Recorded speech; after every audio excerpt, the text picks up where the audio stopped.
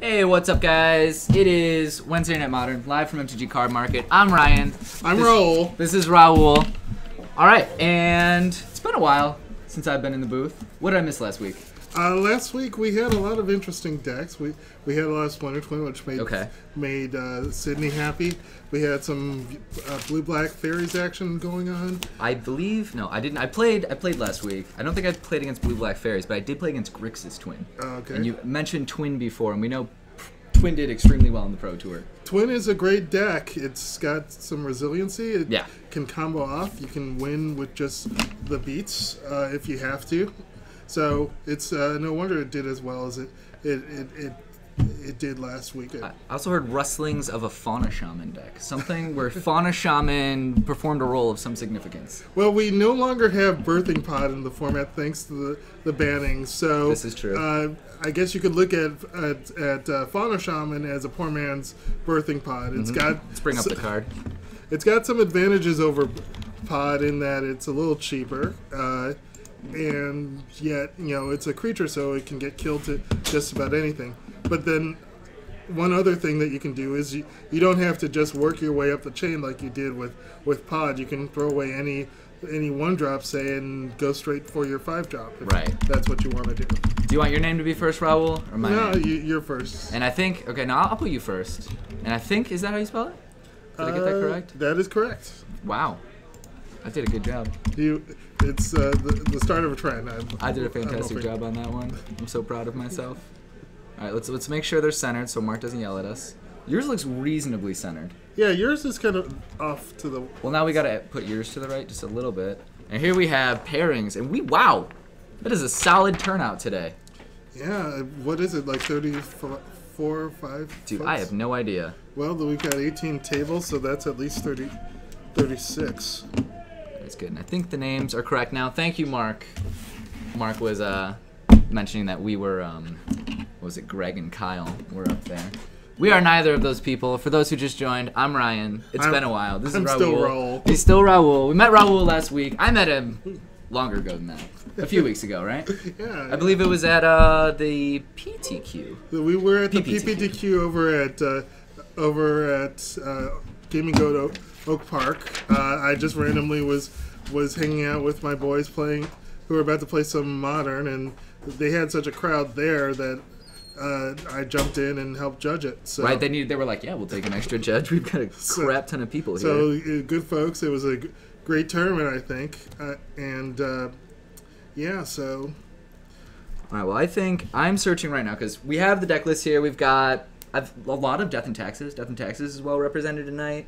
I saw some Boros Burn, Elves. I've heard Mono Blue Tron. I know we have Twin, at least 2 Affinity decks ad nauseum. But Paul is playing Blue Moon Belcher.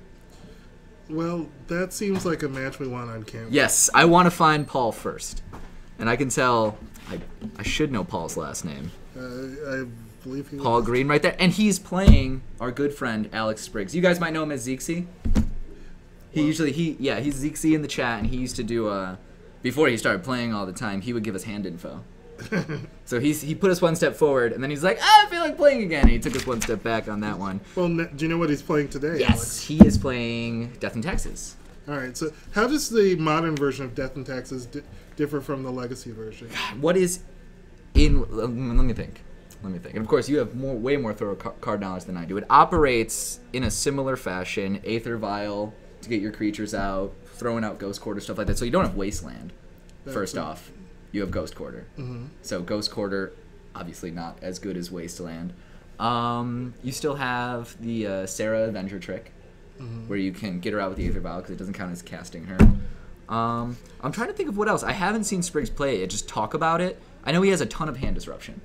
Very heavy on hand disruption and spot removal. Okay, so we need to get this to Judge Sherwin that this is the match that we're going to try to feature first. All right.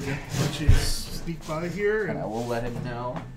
And perhaps you can talk more about the nuanced differences of Legacy Death and Taxes and Modern Death and Taxes. Well, I actually have not heard of Modern Death and Taxes being a thing, but obviously it's a strong deck in Legacy. If you think about it, it's a lot of the cards like Thalia are still going to be available to you in Modern.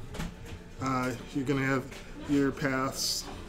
You're going to have some of the early disruption. People in the chat are saying it's mono white as opposed to some of the white green that you might see in Legacy Death and Taxes. So it'll be an interesting match. Blue Moon is something that I've not seen very much in camera. It's a little bit of an oddball, and then with the mix of Char Belcher, that's going to bring some interesting situations to the fore, I think, as well. So Got them moving over now. all right, so we are moving. They're setting up. They were shuffling up. Looked like they were ready to draw. So we're gonna turn the booth off. Get right to them. All right, And start the actual time in the round. and looks like you've got some changing of some names to do. Did we already? What did we? Yes, yes. They are not those people. All right. Come on. Oh my God, it's been so long since I've done this. There we go. There we go. Round time started. They were shuffling up. Looks like that's Alex on the right. Let me get his name in there. And he is playing Death and Taxes. And I was confused because I thought he was playing Hate Bears. I thought he was going to be playing green-white. And he told me that it is just black-white. No splashing for any other colors, I believe. That will be Death and Taxes.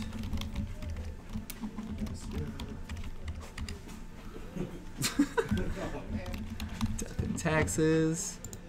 And that is going to be Paul on the left. Paul, by the way, did he just win the PPTQ?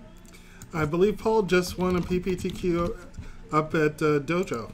And it was standard, and he was on some variant of Jeskai Burn, mid-range, or tokens. That's usually what he plays in standard. Okay, and yeah, Paul is on, well, what are we going to call it? Blue Belcher. Blue Belcher sounds good. Blue, if I can spell blue, then we'll get through this one. All right, so we've got Paul on Blue Belcher. I was outside, and I said, Paul, what are you playing? As you guys know, Paul's the one who screwed with me. Yeah, we'll call it Blue Moon Belcher, actually, because that's closer to what it actually is. Because it's a variant of Blue Moon, the control deck that makes heavy use of Blood Moon. And he also has snow-covered islands to turn into mountains from Blood Moon because they're non-basic because they're snow-covered. Or I'm assuming that's what it is. All he did is he held up a Blood Moon and a snow-covered island. And I said, what the hell am I supposed to glean from that? And the two things that popped in my head were Belcher and Blood Moon. Or Blue Moon. And I was like, I have no idea what you're playing. And he was like, well, it's Blue Moon Belcher. And I said, well, that kind of rolled right together now. And yes, the Dark Horse, this is Modern with Blue Moon Belcher. And we're going to see the start. And this is great because these are two of my good friends. So no matter who wins tonight, I get to talk trash to the one who loses. That is the benefit of watching people that you know and like on the stream. And I saw Scalding Tarn, Misty, not much else I could gather from Paul's hand. Ryan, do you know who's on the play here? Well, I guess it looks like Alex. Yes, he's going to shock that in. So I'm assuming turn one Thoughtseize off of that. Inquisition. Close, but no cigar, sir. All right. God, where are the life totals now? There we go. So he is down to 18 off of that. And now we got to look at Paul's hand. Okay, the aforementioned land, Snapcaster, Bolt, Remand, Electrolyze. So he takes Snappy. Interesting. I think I might have taken Electrolyze there just because of the draw card, but Snappy it obviously lets you get that card advantage too. So. And Christian Ryan is asking if we can have Splinter Twin after this. We have a few variants of Splinter Twin. I know we have Grixis Twin. Actually, I don't know if we have it today, but I know there is someone here who plays it. So Sydney's also on Twin, so we can try to have him on camera next. So Paul had Steam Vents untapped, so I believe that would... he played that on tap. And, okay, what did he have? So he has Bolt up, at least. But he can't Bolt Talia. He can spell snare, though. That's nice. Back to Paul. I'm not a fan of Thalia's. People who may have watched last week know one of my last constructed forays was me on Manaless Dredge versus somebody on Talia. Yeah. And that did not work out well for me. Yeah. Talia she's a mean little card. Also Sydney's favorite card. He has a whole binder page dedicated to her. And he's done so much getting me into Magic that I keep track of what languages he doesn't have Talia in, so I can try to get him on. And here we see the Aether Vial. This is... See, Spriggs wants... Turn 1, he wants usually Hand Disruption, something like that, which he got with the Inquisition. So the Aether Vial is not a bad follow-up, and immediately into Dark Confidant. I'm interested in... I guess he wasn't interested in fighting over either of these spells as of yet. Maybe he's going to remand Dark Confidant here, or... Well, so yeah, he let the Aether Vial resolve. Aether Vial I can see, because if he remands it, then of course there's plenty of mana to recast it. But I guess he has decided that Bob is just too good to start off here. He's going to remand that and buy himself a little time. Probably hope that Spriggs keeps shocking himself, whittling his life total away, and getting a huge hit. Let me see. Third land. I don't know if he has any action here. Probably just... Well, he's fetching. So I was going to say he might just pass the turn, because what we saw a lot of, besides the Lightning Bolt, was just counter spells. You have to think he'll keep the Lightning Bolt up, wondering what that Aether Vial is going to bring in, so he's able to respond to it quickly. And let's see if he shocks in here. Just a mountain. My sentiment would be that Aether Vial's not super dangerous until you get to 2. And so maybe it's just, again, there's no 0-drop that I think Alex could have here to flash in right now. On 1, there's probably still not a ton of stuff that he's going to... I can't think of anything that would be in his list that would be at 1 that's a creature. So we'll see the play here. But then again, when it's on 2, then you start getting options like we talked about, Sarah Avengers, Thalia, Leonin Arbiter. Yeah, 2 is kind of the sweet spot for the Vial in this deck. And we've had many discussions about Leonin Arbiter. Different board states, how to play around him, how sometimes you can't really play around him. But him and Talia down together, that is a pretty nasty combination that shuts down a wide variety of strategies. So, and here we see the Dark Confidant come back down. So Electrolyze at end of turn would probably be what I'd be on, but yeah, we see he just straight up bolts. All right, and that is gone. And I think he just drew a Misty off the top. And we still see the Electrolyze, another Lightning Bolt, and I'm not sure what else. But he just plays the Misty and passes. All right, so here's Vial on 2, where, like we were just talking about, it can get super dangerous. And let's see. Is there any reason do we think he's even going to tick it up past 2? That hits Confidant, Talia, Leonin Arbiter. I know he's not playing Aven Mind Sensor. Oh, he's not playing Aven Mind Sensor? No, that's where we talked about the difference between Aven Mind Sensor and Leonin Arbiter. And he decided that for his purposes, Leonin Arbiter was better. Well, 3 Finks. Gets Sphinx, but he's just casting this Sphinx here. Looks like that is resolving. I probably wouldn't be too terrified of a Sphinx if I was Paul right now. I still have no idea what Paul's going to end up doing, but a Blood Moon would be pretty great right now. It would be, but... Shut him off of black mana completely. Paul's going to go down to 15 because he just sacked Misty. Alright, let's see if he shocks off of that. I'm going to update Spriggs to 20 off of the Finks. Well, and he just grabbed a... Well, not a basic island, a snow-covered island, so... Like I said, all them snow-covered lands. Let's look it up. Oh, he electrolyzes. And so it's going to come back and a little bit more life for Alex. Alright, up to 22. And then bolted to finish it off. A resilient guy. Well. And that was one of the cards that a lot of people were saying, like, hey, he's going to find a home post-pod. He will be played in some list somewhere. Here's a BS Batterskull. And right, there, again, yes, snow-covered lands are basics. Correct. Okay? So what are some interactions with snow-covered lands, like them being snow-covered? To be honest, I'm at a loss at why people play them other than style points. He seemed to hint at me that there was some significance, but you know that Paul loves to shroud certain bits of information and let people guess. But he very specifically showed me the snow-covered ones. And isn't it Scred? Yeah, it's for Scred, snow permanence. Okay. I'd forgotten Scred, and I'd forgotten if it checks for snow-covered mountains, but it's just snow-covered permanence. So blue snow-covered mountains for the counter magic and the blue aspect of the deck. And then it adds to Scred's count. You see, he already has 1, 2, 3, 4, 5 snow-covered lands here. And he's operating fine with that mana. Just one non-snow-covered land, that being the Steam Vents. Yeah, so Scred here probably could kill, hypothetically, just about anything relevant in the format. I guess Elish Norn would live through it. And did we see a Dismember from Spriggs? I'm trying to think. What is that in his graveyard? That looks to be Dismember. We also see he's got Aether Vial up to 4. Oh, right. He dismembered the token. And we were talking about a snow-covered permanence during that time. And there we go. Hero of Bladehold. Throws that down with Aether Vial on 4. And we discussed that card as well. Similar to Burn.GR, in that you get a veritable army out of her if she lasts long enough.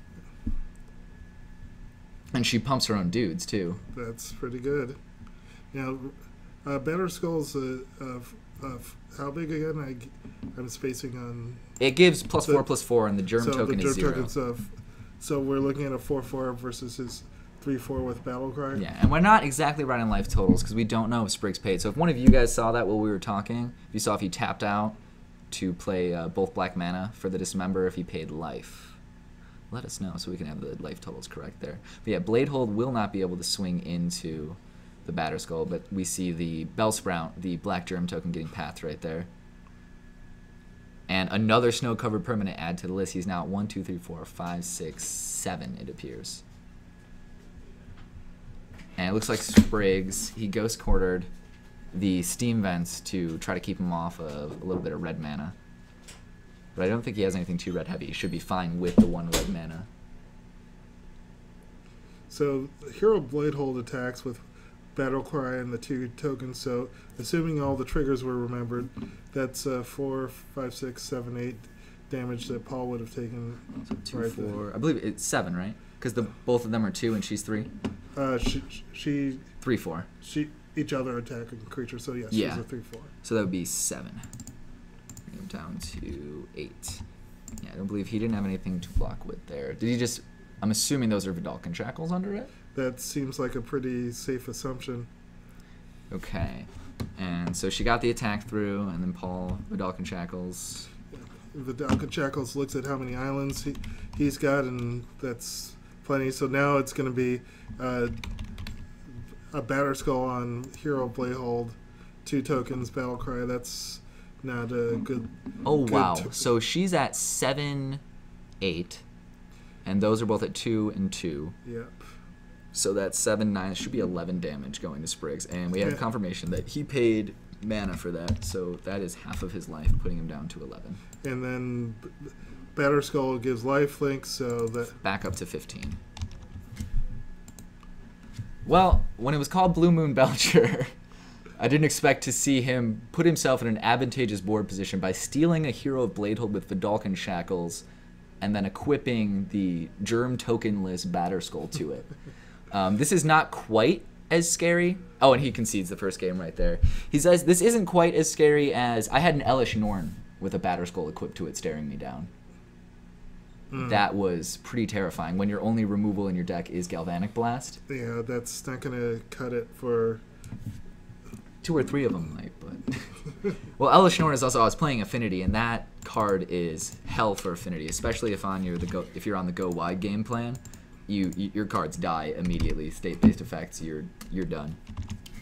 20, and we'll just... Yeah. It's 1 match to Paul. And no Scred there. One off of Vidalcan shackling his hero of Blade Hold, turning it around on him, swinging for 11 in one fell swoop. So, Ryan, what do you think about what sideboard options each of these decks has available? I'm trying to think of what Spriggs might have. I don't really know what his backup plan is. It's a very meta-specific deck, and he told me that he's expecting to see Twin and Junk represented the most, and then Burn. So I'm assuming, I think he might have a Core Firewalker or two, something with protection from red. Other cards with elements like protection from red or something like Burnt and Forge Tender I know he has. But I believe he might have a copy of that in the... Sorry. Oh, right. Let's see. Someone's asking with Vidalcan Shackles, so it pumped her up to 7/8. Or less than or equal to, I believe he actually had 7 islands at that point. Okay, so Vidalcan Shackles only really cares about how many about the power when it's first taking control of the creature. It doesn't need to always have the power be lower than the number of islands. Oh, right, because of the operative word gain, yes, as opposed to like keep control of target creature or something. As long as exactly. it's not, it's a condition. Only when you pay the 2 mana and tap it. Exactly. Right. Okay, absolutely, that makes totally sense. That totally makes sense. Phil says hopefully he has Sundering Growth or Stony Silence. I am almost positive he has Stony Silence because we talked about the Affinity matchup, and he was like, "What do you do? I have an opening hand with," and it was some dumb hypothetical situation where it's like 2 Stony Silences, Kataki, plus a Burnt and Forge Tender to protect Kataki from my Galvanic Blast. And I was like, well, then I just get theoretically shit on. So, all right, let's update their match records because this is the first match of the night. We are in round 1. Yes. All right. Left player record. Paul, good chance to be 1-0 after this, after a pretty quick first game. But like I said, Death and Taxes, very meta-specific. Blue Moon Belcher is the antithesis of meta right now. I wouldn't absolutely say that because there's a lot of blue and red and some common elements, but being played together in this assembly with this strategy is not what Spriggs was expecting. And he built the deck very closely around what he was expecting. Obviously, some of the cards are very flexible and good. Talia is good in so many situations. You do have a lot of power in a Death and Taxes deck, no matter whether it's Legacy or Modern. So let's see if Alex can adapt here. I presume he's taking the play, and here he goes with what looks to be Cave of Koilos. Cave of Koilos, and he's going to tap in that for black, so he's down to 19, and that's a Thoughtseize. That the Lorwyn art? That is. It doesn't look like it was a great starting hand for Paul. He only had 3 cards they're Thoughtseize. Thoughtseizable. So looks like he has a couple of oh my gosh, snappies, and then he has I'm not quite sure what that red spell is. A shock. Why on earth did I call that Belcher? I see Scred so little, and I always hear about Belcher, and I know they're both red. Oh, so that's what that last one one was. The difference between Blue Moon decks in Legacy and Modern is that one is Belcher and one is Scred. I'm assuming Blue Moon Belcher. I know nothing about Legacy, but I'm assuming that is not not an archetype. I thought he showed you the Belcher, but maybe he was teasing you. No, he showed me what he showed me was Blue Moon or Blood Moon and a snow-covered island. That's all he showed me. And I just always get Belcher and Scred confused. All right, so here's Aether Vial, and here's another Thoughtseize. Paying another 3 for that. So probably that's going to be bye-bye to the other Snappy, and so, hold on to the Scred and see if you can get there, Paul. Yeah. That's what he's saying to him. So I know Spriggs, he says he has so much hand disruption, he said. I think he might actually have maybe Duress in the sideboard, and he's running Thoughtseize and Inquisition main. And I think the Duress is relegated to the sideboard. I'm sorry, Suntos. I'm sorry, everyone who thought that was Blue Moon Belcher. If one of you can theoretically compose a way for Blue Moon Belcher to work, let us know. That would be fantastic. We're all kind of expressing doubt if that would be plausible. And here we see an Inquisition rattling off. So there goes Scred, and here's a bunch of lands. Paul's gonna have to pick something up here to make this even competitive. Wow, down to 19 off of that. Because his hand has just been ripped apart. And next upkeep, that goes up to 2. So if he's got Talia, Confidant, Leonin Arbiter, anything, and Paul's got a hand of 3 islands, whatever Spriggs lays down, if it's a significant threat, it doesn't do anything. Yeah, there's some pretty good misquotes with me saying Belcher out there now. But seriously though, I wonder why more people don't play Belcher in Modern. Belcher is a deck in Legacy, and that's a deck I've built. I haven't played much with it, but it's one where you can just go all in on the strategy. I'll play it at the next PPTQ. We'll build Blue Moon Belcher. Okay. Well, here comes Serum Visions to try and get off the canvas for Paul, and it does give him an Electrolyze, so that at least is some gas in the tank. And both went on top. Especially if Confidant comes down or something, you can Electrolyze him. I think, what is Talia? Is she 2-1? She is a 2-1. So she is able, she can get. He would need another land, but that's not a problem for Paul at this point. Paul has several lands. He has a plethora of options to choose from for his next land choice. A melange of islands. Alright, so here's Sphinx. Not quite as good an Electrolyzed target because it'll come back. Yes. And smart. A smart play. He saw that Electrolyze earlier. Not earlier in this game, but in the previous game. He knows he's sitting on a lot of burn, and Finks is just great to play. Okay, here's Confident. It gets flashed in, and I'm thinking before the untap step, we're going to see Electrolyze take that out. Definitely going to take the Confidant out. And 1 to it him. Does. So Alex is down to 15. 154, you say? 154, close enough. But, all right. But that means that Finks gets to bash in for 3. Oh, and he also he did tap a white mana. Finks is double white, so he should be down to 14 after that. Got to pay the double white for the Finks. Again, this is another reason why I thought he was green, because he told me Kitchen Finks, and I was like, oh. I associate Finks more with green mana. No particular reason. He's both colors. Oh, there's a Confidant again. Passes the turn. Dismember. Yep. Paying the 4 life for that. Puts him down to 12. Alright. Again, guys, thank you for catching the extra damage that he took from the Caves of Kolios. And he is taking the vial up to 4. Hero Bladehold again, or that would be nice. Maybe in preparation for getting her. Maybe he's like, I'm done at this point. I don't need Italia. I don't need much else. You've got enough lands to play for what few threats you could possibly find.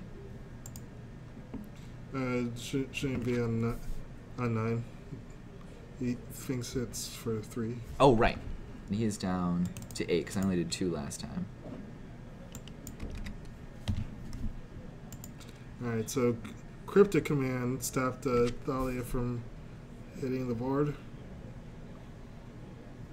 The Ziggs is asking if he can get a Korean Goryo's Vengeance, because a long time ago I gave people a hint about what we were giving away the next week, and it was in a Johnny's Vengeance, and I phrased my hint in such a way that everyone thought it was Goryo's Vengeance. No, we do have some sweet cards to give away, but not Goryo's Vengeance, or a Johnny Vengeance for that matter. So and you were right, guys. He was at 14, deals 3 down to 11, then dealt 3 again to 8. I was acting as though Finks had a persist counter on it, or was just a 2/2. So I did 2 damage each time, and then just added 1 for each I missed. Here's so another 3. And this is definitely 3. Down to 5.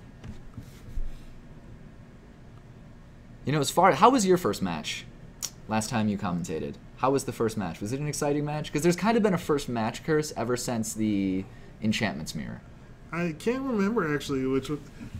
which my first match was. So I'd have to go back to the videotape. I was so nervous because it was my first time doing this. Yeah. But this is a fairly paced match. Both players are. Paul's getting a little bit land screwed here, but he's been able to come up with some okay answers. He's in a very disadvantageous position. I mean, he's more than likely going to lose this match. Well, he could hope for another shackles. That would be nice. Did he just draw another cryptic off of that? He's just gonna pass the turn. So it would be nice if he had a cryptic. And Spriggs is keeping the Aether Vial at 4, swinging in for 3 again. And they're moving Scoopies. on. Scoopies? Yes. Scoopies? Is that a verb or the name of a breakfast cereal? It's what Paul just had to do because... Mom, I want Scoopies. I don't think anybody wants Scoopies, but Paul had no choice because after 3 straight hand destruction spells... he didn't really get much else going. So. All right. And can you grab those giveaways? Let's see what we got. I will. You will do it. We have, people are asking, we have a Firelit Thicket, and we have a Sacred Foundry, and they're both signed. Are they signed? Do we know if they're signed by the artist? It looks to be signed by the artist. Sacred Foundry is done by Rob Alexander. And I see the Alex. That seems to be that. Name. That's definitely an R for Ralph. Yes. And some semblance of an H there. Yes, for Ralph Horsley. So I don't know if you want to get into... Well, we can, when we flash back to the booth after this third game, we can show people these cards in all their glory, or we can do it now. Whichever. Yes, absolutely. We'll show them. We have to create dramatic tension. You've got to learn how to play the game and pull the strings, Raul. That's true. Got to make them sweat. All right, but yeah, we have a Firelit Thicket and a Sacred Foundry, both signed by their respective artists. And those are the giveaways. And I think we'll do one giveaway at the end of round 2, and usually another one we do it at the end of round 4. That sounds good. All right, so we're ready to go for our third and final. I am excited for game 3. And did we see them sideboarding, or are they sticking with the sideboard plan? I plan? think they just were like, we're both good with what we got, and Paul should presumably be on the play here. Let's see if he likes his initial 7. I do like when that happens, when you're like, you know what?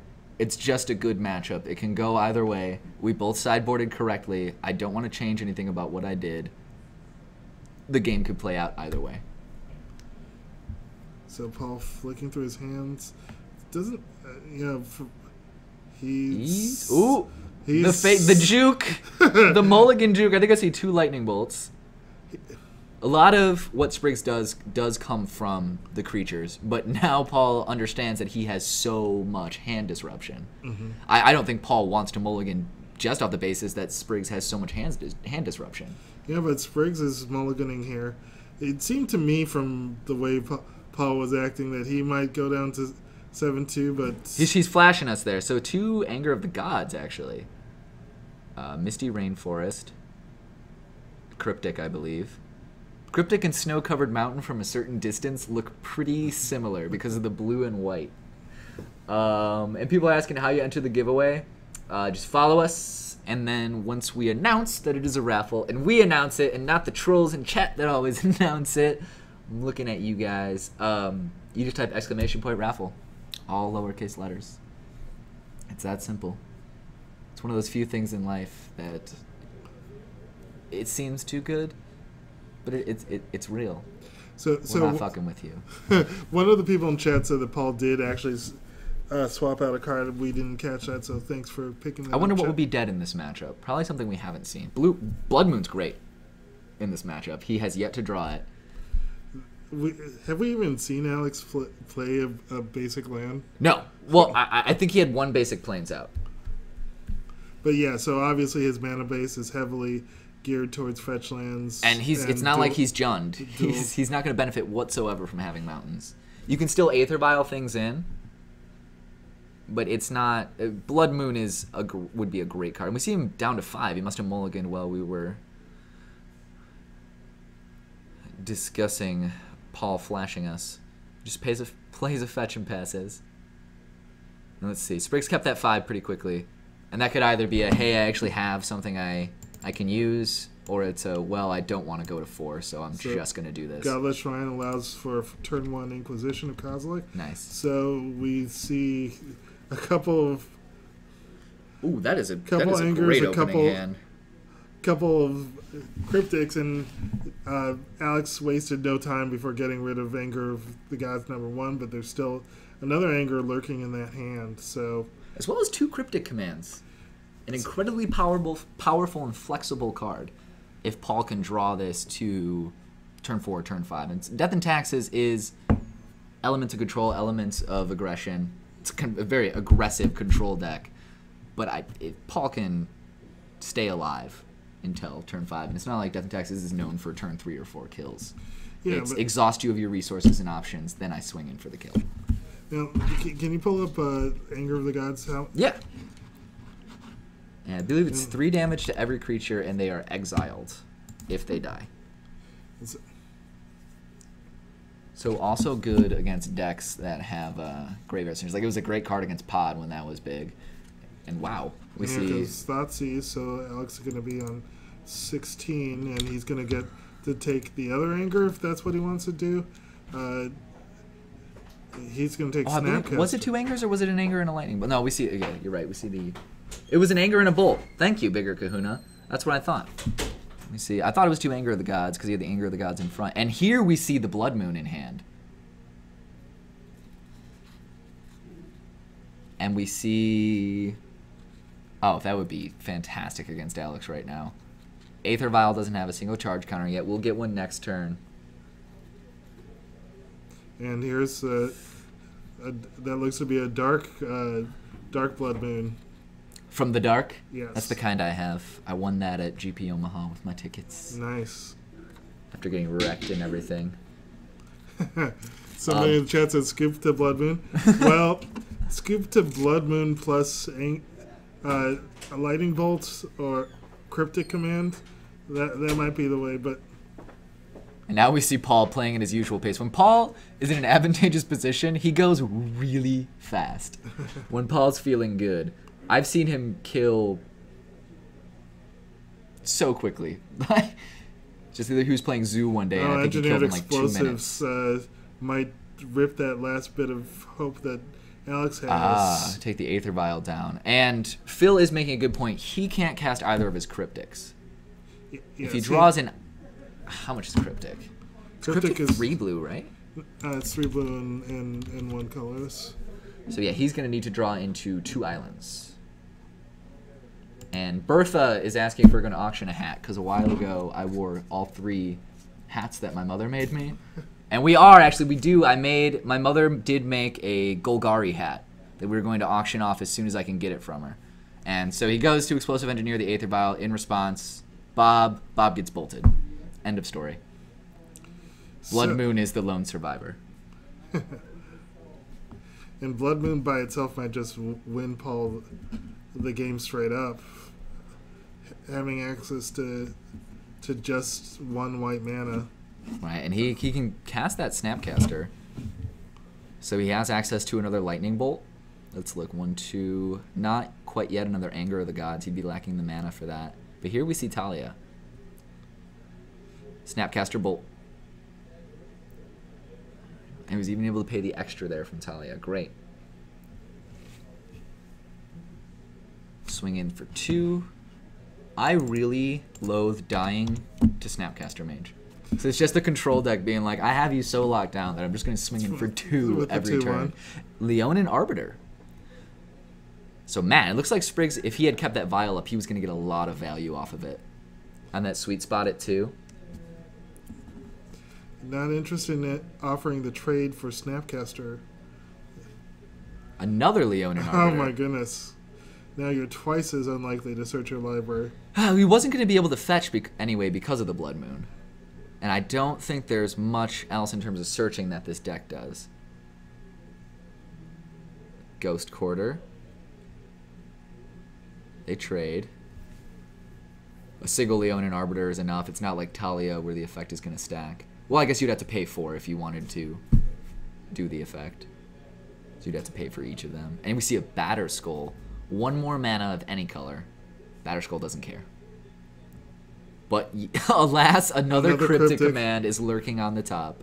Maybe this Blood Moon wasn't such a good idea. There we go. But Karanos.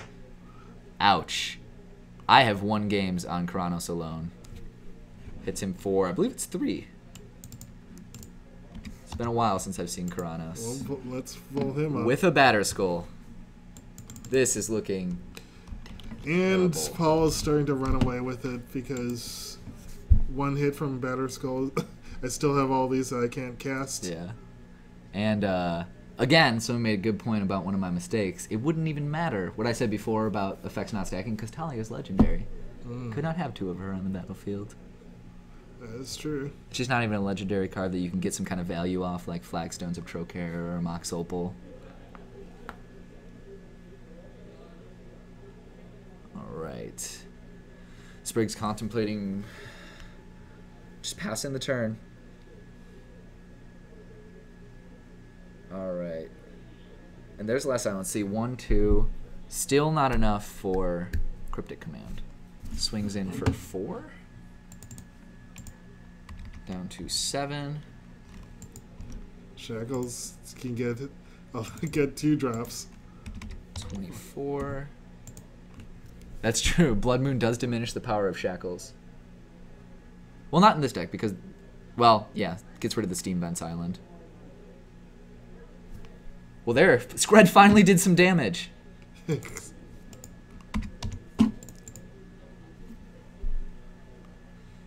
So the Germ token was just Path.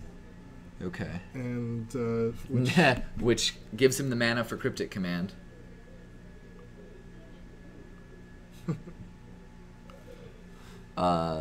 Pink Grenades is talking about how he had no idea we stream Modern. We do, and Modern fires on, oh my god, on Wednesdays here. I mean, we have about 36. We have around a little bit less than 40 people here today. Yeah, there's a pretty strong Modern community here at MTG Card Market, so I hope you can come in on Wednesdays where you can play Modern for 4 rounds and see a whole variety of decks here. Good variety. Nice, solid variety. Yeah, not Belcher. Not Blue Moon Belcher, but we do have Blue Moon Scred. And Paul, with mana for Cryptic Command, bounced the Batter Skull back to his hand. Didn't have a creature to put it on, so wanted that Germ token back.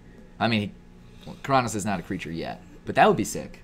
I'm pretty sure that Karanos is not going to ever be animated in I would love it deck. if that happened. I would love it too. I'd like to see a deck that's built about... Spriggs has to have another path here or a creature he can flash into block. Because he's swinging in with the Batter Skull. Yep. And that's it. Paul Green wins it. All right. All right, and I'm going to go take a peek at what other people are playing to complete this deck list.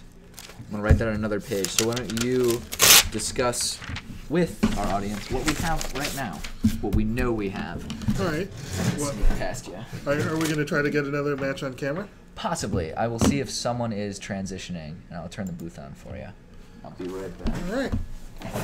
Sneak past Raul here, and I'm going to go see who's not finished up and take down their decks. All right. So actually, if Ryan had looked at his notes, he would have seen that Paul was on snow-covered islands and Blood Moon Scred rather than Belcher. But we've got Harrison on Affinity. We've got somebody on Ad Nauseam. We've got another Affinity player. A couple people on Death and Taxes. Junk. We've got a Blue-Red Twin represented here. We've got Boros. We've got a deck marked as Survival. I'm curious to see what that might be about. We've got somebody on Elves. What else we got? Another Twin Butt deck. So again, like we were talking about, a pretty good variety of things, and that's one of the things that I think is so interesting about Modern. It's never just the same rock, paper, scissors metagame. There's a lot of different things that people are playing. I don't know if we've got any escape shifts, but the sort of list that Ryan managed to cobble together is it only has there's only about a half or third of the different folks that we have here. We have about 36 players. So somebody noted Survival is probably the Fauna Shaman deck that we saw Greg Pino on last week. So if that's the case, maybe we can check that out. We still trying to figure out if we can pull a second match together for this first round. We'll very possibly see Greg Pino battling with that deck again. It was a pretty fun match last time around. In the meantime, what else we got to talk about? Hopefully folks out there know that this week at MTG Card Market we're having our PPTQ. It's going to be standard, but still should be a blast. We're going to be open here at MTG Card Market at 10 o'clock at 1051 West Belmont. And so taking registrations from 10, we're going to try to get started around noon. So I'm going to be here judging. There's going to be a few folks here who are going to be playing, making the switch from Modern to Standard. Hopefully you can make it. It's going to be just a $15 entry. That's less than a lot of these standard PPTQs have been, and there's going to be 5 packs in the prize pool for every participant. So that is something that I hope some of you are looking forward to, and something that we will see some of you on. And I was able to find more junk in Affinity. Nothing quite unique yet. A lot of people were already done. Okay, so do we have a second match, or let's see what we've got from the information here. I am interested in elves. Okay. I like, let me think. A Bigger Kahuna is saying, let's see Pino. I would also like to see Greg Pino, because he is the one playing the Fauna Shaman thingy I was talking about. Survival, yeah. Yeah. So, anybody we can move over, or are we just going to be waiting to We're going to be waiting till, wait until the end of round 2. Most people were in game 3, or about 90% of people were already done. Okay. So I'm assuming Splinter Twin and Burn today. People finishing up that quickly. Yeah, Splinter Twin and Burn are 2 fast decks. I'm pleased to see that Burn was doing relatively well. Like, there were 2 Burn decks in the top 8 of the Pro Tour this past weekend. It's fun, and it's healthy for the meta. It's healthy for Modern in the sense that it allows new players to enter the format with a relatively affordable deck that stacks up to the rest of the meta, which is cool. Because I know a lot of people, when they first get into Modern, everyone says, like, build Burn. And right now, people in chat are talking about the price increase for Wiltleaf Liege after, I believe it was Jacob Wilson piloted a green-white deck. I think he was either top 16 or top 8, but holy crap, he jumped. And people are also saying Azusa is at $42? It's very interesting to me that would be the case. Obviously, Amulet of Vigor has been putting up some crazy results in some of the last few big Modern tournaments. It's one of those things where Steven Speck is a Chicago area player on the Burbs, and he managed to come in second at GP Omaha with the deck. We had him also finish, I think, first at a Modern IQ up in Indy. I watched it at GP Omaha. On the ride home, we watched the top 8, and it does some incredible things. You don't want to be staring down primetime that early. It's true, but he also had a friend of his at the Pro Tour come in second with a slight tweak of the deck. So clearly it can do some powerful things. It's one of these things where you're probably on the have to be wondering, is this going to be neutered somehow? Because that's the one drawback I see to Modern is that it's both a blessing and a curse, actually. They are actively trying to curate the Modern metagame. I was just going to use the word curate. You stole that straight from my brain. That is the perfect way to describe it. But they're trying to make it so that nothing gets too degenerate and nothing stays too stale. And I think that they're doing overall a pretty solid job of that. What would be in Amulet Bloom that they would take out? That they would ban? Because it would have to be something that's specific to that combo, because all the other cards are either irrelevant or at least fair. And I think it's a very fair deck. I'm not trying to imply that's unfair. I think it's slightly unfair. Slightly unfair? You know, they've said as Ghost their sort of quarters. mission statement all along that they do not want decks that can consistently win, you know, combo out before turn 4 is Okay. what I think they wanted the fundamental turn to be for Modern. Okay. And you know, if you get the nut draw on Amulet Bloom, you can combo off on turn 1, and you can, I think, relatively easily combo off on turn 3. Yeah. With a somewhat regularity. Okay, we got people saying turn 2, other people saying turn 4. I think turn 4 sounds healthier to me than turn 2. I would have to look it up, but my recollection in my brain, which does not always work properly, I will concede that point, is that they did not want people to combo off turn 3 or earlier consistently. Yeah. I mean, that makes sense to me. Turn 4 feels fair to me for aggro decks, gives them a fighting chance to get a board state, slow down the combo player, gives control decks times to set up an answer to the combo. Turn 2 is like, I don't have Force of Will, what am I going to do? So it's an interesting deck for sure, is that Amulet of Vigor. Yeah. I was, this past weekend, I went up to Steven Speck's neck of the woods. He also is a judge, so I'm happy to see him doing well because it makes people think that judges can play still. But so he there's a PPTQ at his store, Chicago Clubhouse up in Glenview, that I was the head judge of, and so he picked me up from my house in Hyde Park, drove me out there. Yeah. We spent the whole day judging the tournament together, and he drove me home. So we talked a lot about Amulet. Okay. Bloom, and he's like, yeah, this deck is unfair. That's that's ample time for an in-depth discussion, and if you're going to call it unfair after like approaching it and studying it for so long, then I am more apt to agree with your opinion than my own. Because I just saw it at GP Omaha, and I was like, hey, look, it's Primeval Titan.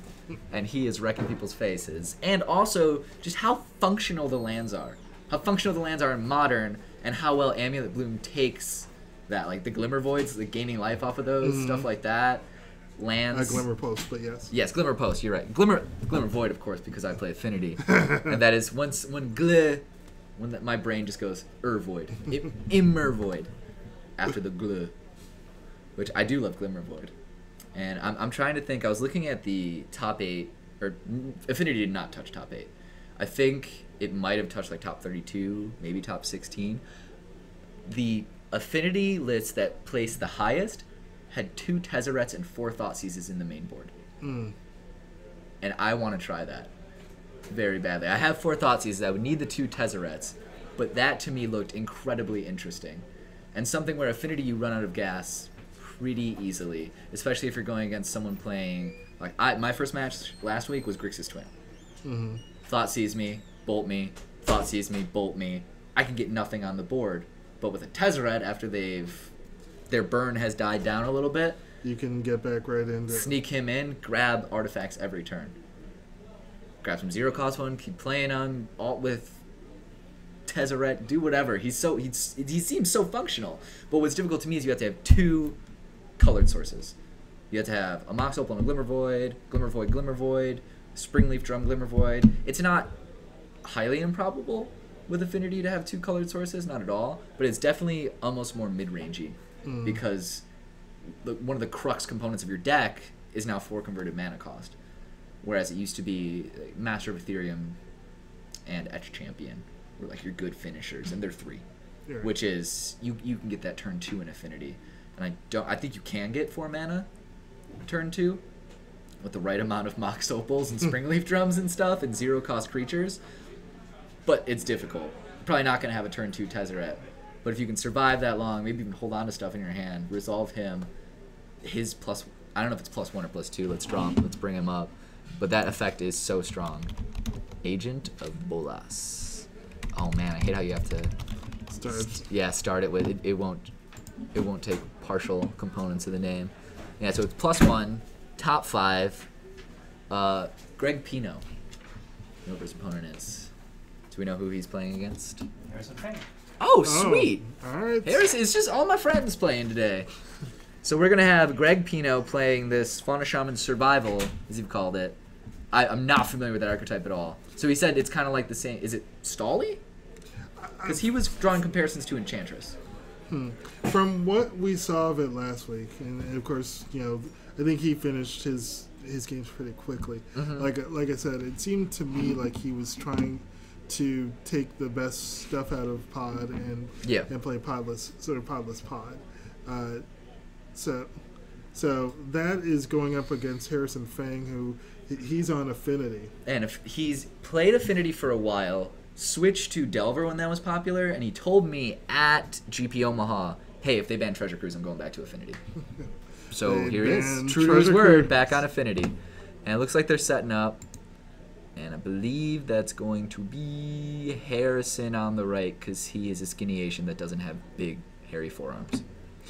I'm sure he appreciates that being. I gotta watch out. I gotta watch out for his forearm reputation. You know, that's my thing. Harrison and I, we're friends. Watch out for him like that. All right, Greg Pino. I think someone is in there, and he is on. We're calling it Survival. Is that the sounds good to me? Proper nomenclature? Is that what's floating around right now? So who do you like in this matchup? In Harrison, because he's my friend. Well, Greg's your friend I think too. Okay. So if this deck is reminiscent of Pod, this survival deck, I think there are a lot of like Abrupt Decay. If he has that, if he has black, that's a mean card. That's a very mean card. Gets rid of so many things. Maelstrom Pulse. You need to put him on Affinity. Yes, Maelstrom Pulse made me hate my life for a long time.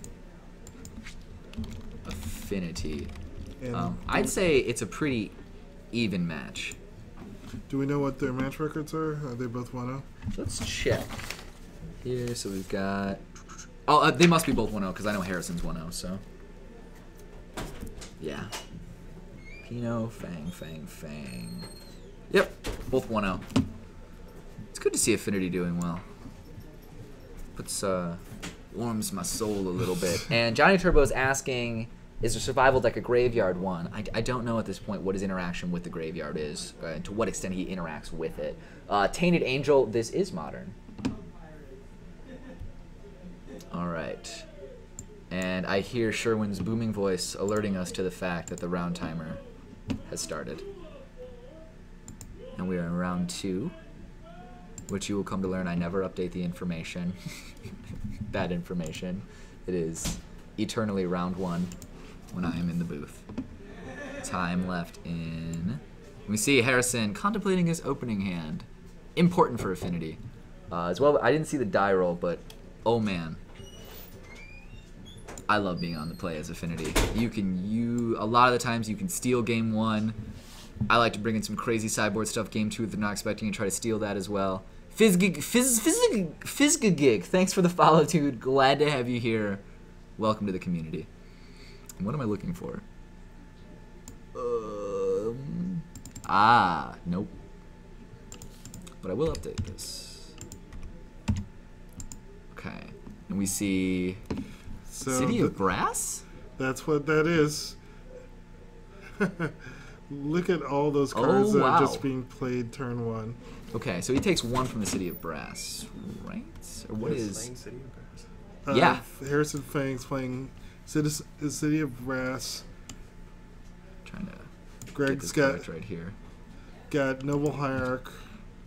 Oh, and Mark is learning us the fact that someone did hit the camera, so I'm going to have to go do that. Actually, Paul Green, who won the last match, so if you want to update all the totals and everything, keep track of that. Paul Green put little pieces of tape where the legs of the camera should go to give us the best picture. So I'm going to go adjust that really quickly. Okay, so... Oops. Gotcha. He's already got the counters there. Alright, so here's Fauna Shaman for Greg Pino. The survival engine, if you will, but we already have Harrison on a number of guys who have been bolstered up by the Steel Overseer, and Steel Overseer's going to do his work again. Sorry about this switching the cameras, but So we've got 2, 3, 6, 9 damage coming across plus battle cry, so 10, 11. That should have Harrison on 20, Greg on approximately 9.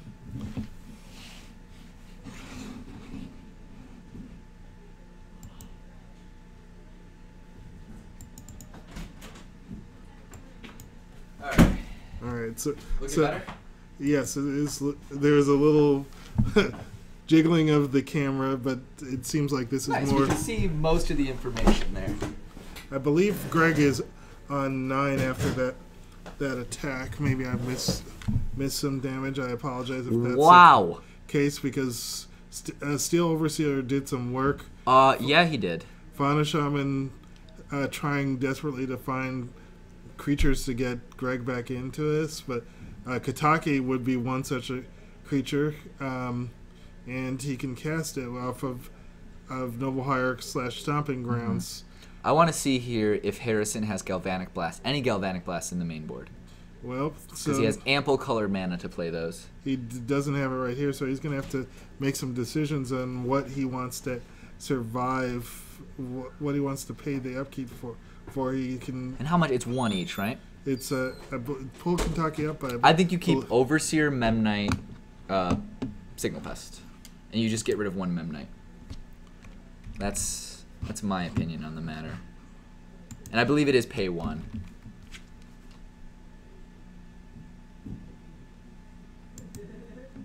All right, and I will go make further adjustments to the camera. I was adjusting by the tape, but I see that we need to tilt it a little bit to the left, or bring the right foremost leg up a little bit. I needed exactly that.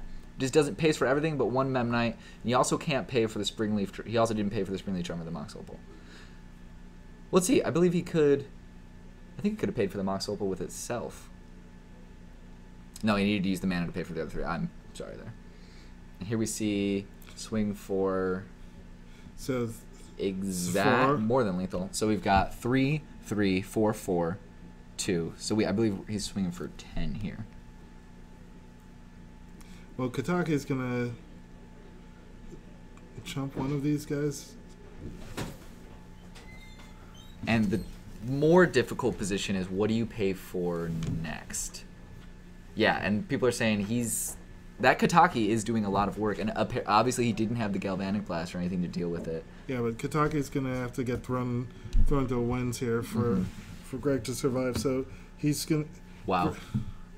Greg took 3 from Memnite and then another 2 from Signal Pest. So We'd take 4 from Memnite, so we'd be at 3. Signal Pest pumping him up with Battle 4, Cry. right. So we'll be at 3, I believe. So Reclamation Sage got on the battlefield. Takes away care of the Signal Pest. Let's see. Okay, for Insole and Springleaf Drum. Fly over for the win, presumably, and we're moving to game 2. Well, awesome that he has Insole there. Well, Insole didn't fly, but there were just... Oh, yeah, you're right. I'm so used to putting it on Ornithopters and Vault Scourges, that's why. Basically, I want something with a good keyword: flying, lifelink, indestructible in the case of Darksteel Citadel. But I have won matches where I had to mull down solo that I had no other option but to turn to Insole my Mox Opal. Oh, that's gonna leave. Gonna tap my 5/5 creature for mana. Maybe swing with it this turn. Not too sure. Ryan, do you want to take a second swing at fixing the camera? Yes. We'll adjust around 2, and if you want to adjust their match records, the match record and their individual records. All right, so you guys have to excuse me, and I will go. It looks like it needs to be a little bit to the left, the right foremost leg. Okay, I think I got this.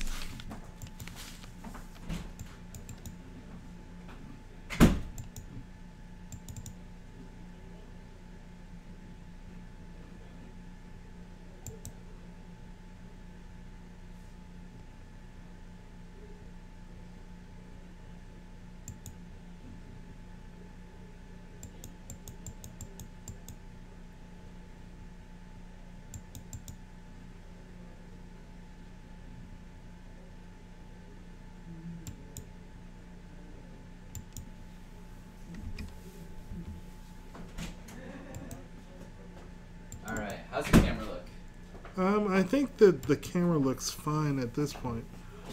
That is some sweet perfection right there. I mean, I would move it overall a little bit to the left, but I think having a good angle is important.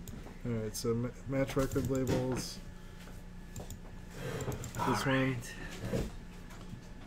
Yeah, actually, no, that's the label. You gotta find the input. Okay, so it's up. Match record input, third one. okay. There we go. And we got one for Harrison. All right, so. And that's why I like in Soul Artifact the flexibility of, okay, I have turn 1 or turn 2 5/5 something. Or late game, crap, I'm only top decking. Now I top deck something that makes one of my few remaining threats a 5/5. Which can usually get it done.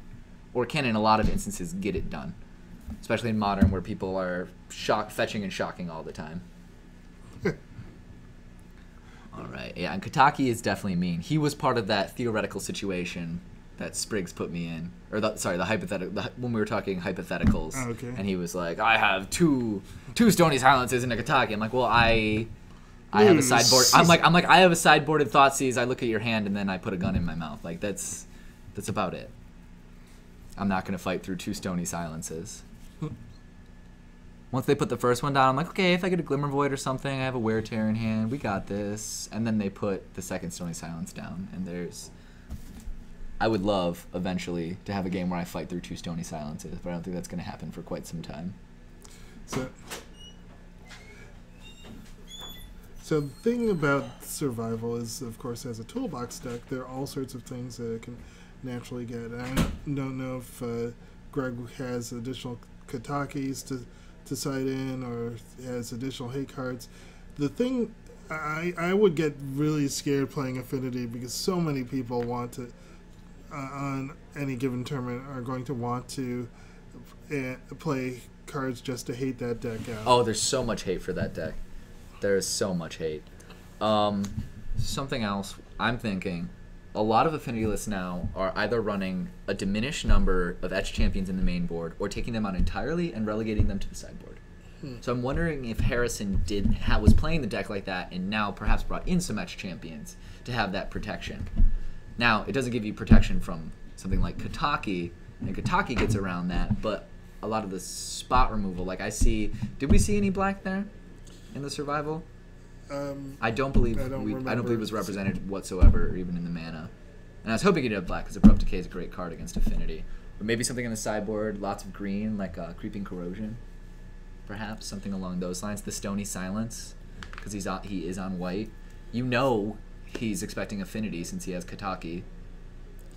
Yeah, but both these players are on a mulligan. I would have to think that Affinity is going to, on average, mulligan better than Survival. But perhaps I'm just straight. You can get pretty screwed on Affinity mulligans, and then you can also go down to 4 and still have something ridiculous turn 1. Like you can have Ornithopter, Darksteel Citadel, Mox Opal, and Soul. You can still have something ridiculous like that. Well, Harrison didn't like his 6 hand either, so I often find that when I mold a 6, I don't stay there for some reason.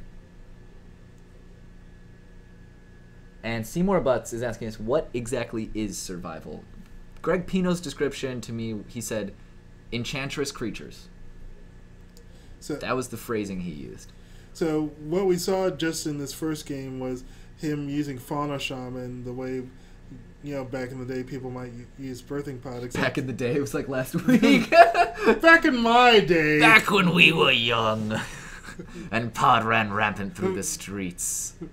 So because there's so many creatures in Modern with Enter the Battlefield effects, you can use Fauna Shaman to get something, whatever you might need. Something that's more valuable than a Fauna Shaman. Exactly. Or whatever creature you have in hand. Yes. So like, looking at Greg Pino's hand, he has Cunning Spark Mage, it looks like. It also looked like he had Resto Angel. Yes, again, I was going to mention that great Enter the Battlefield card. And here's Cunning Spark Mage, if you could pull that card out. Yeah, I'm familiar with that card. Cunning Spark Mage. And so Cunning Spark Mage on its own can Ping all day.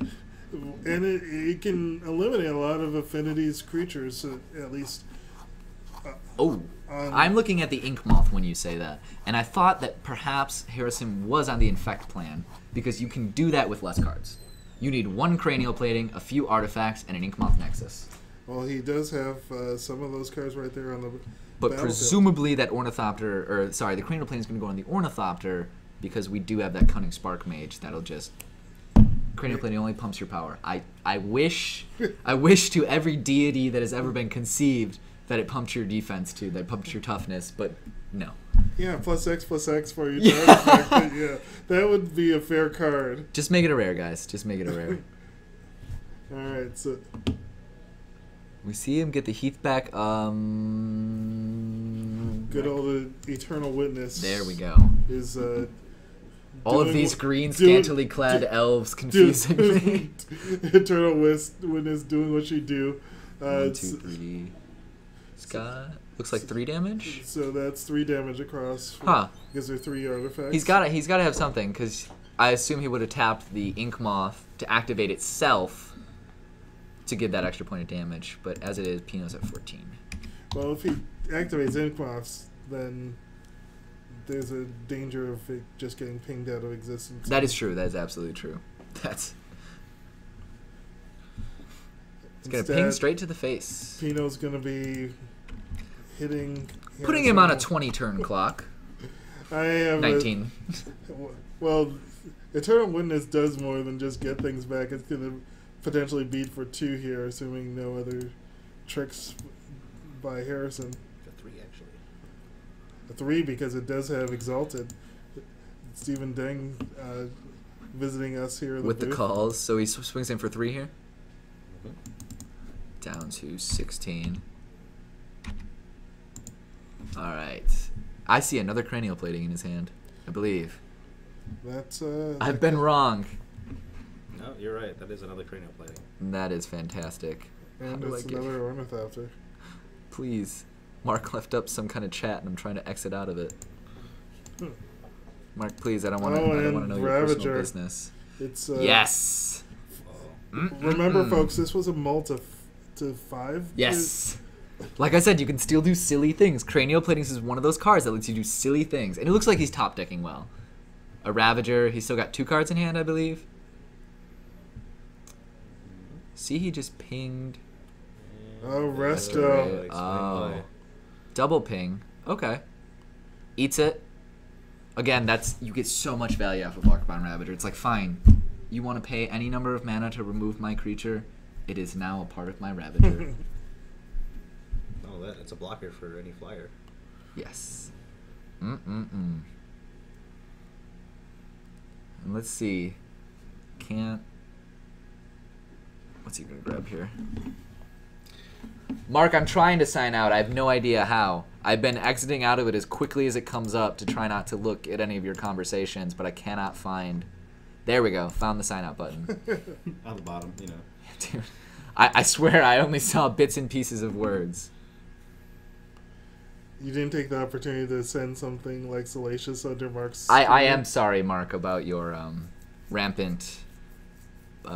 I don't know, I was going to make up something insulting, but I don't want to miss something that's going on in the game. I'm too tired for that. I've had school all week. So we see swinging with Resto.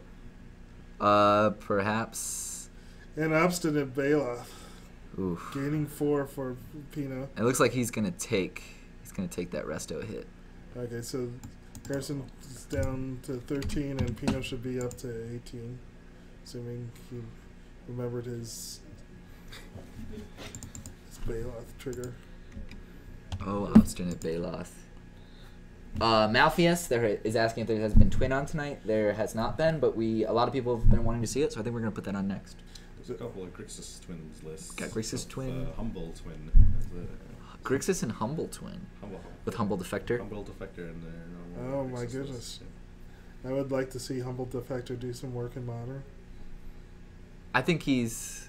I don't know. I would like to see him remain humble and not step above his position as a common. I really like the flavor of the card to interact with its rarity level. It's an uncommon. It's an uncommon. Yes. Well, he has all the room in the world. I am sorry, humble defector.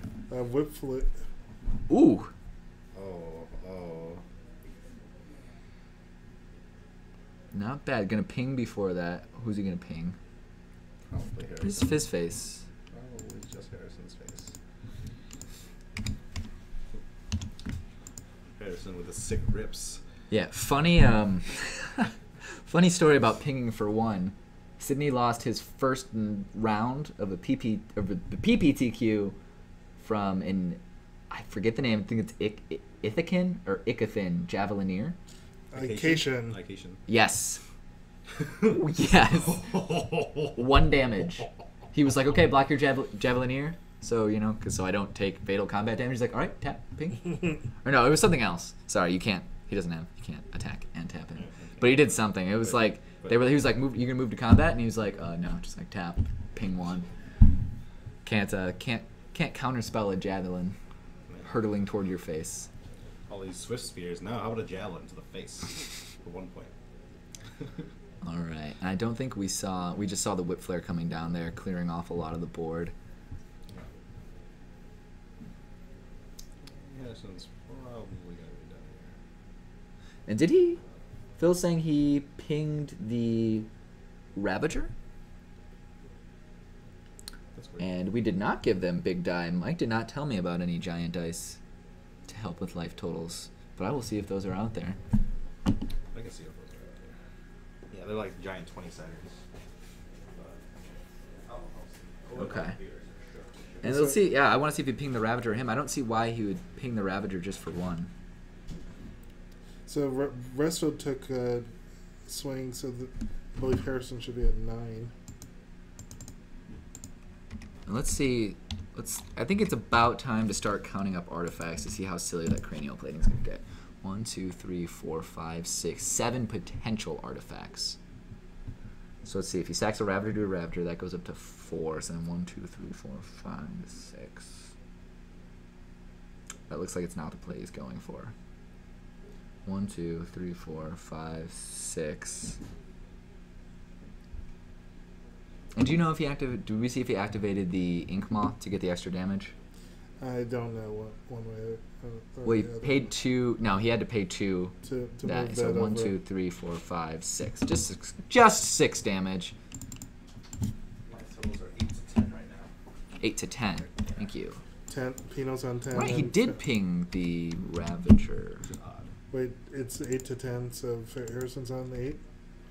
Yeah. Everyone's 10. I'm just trying to be equitable here. Give everyone a fair chance. Alright.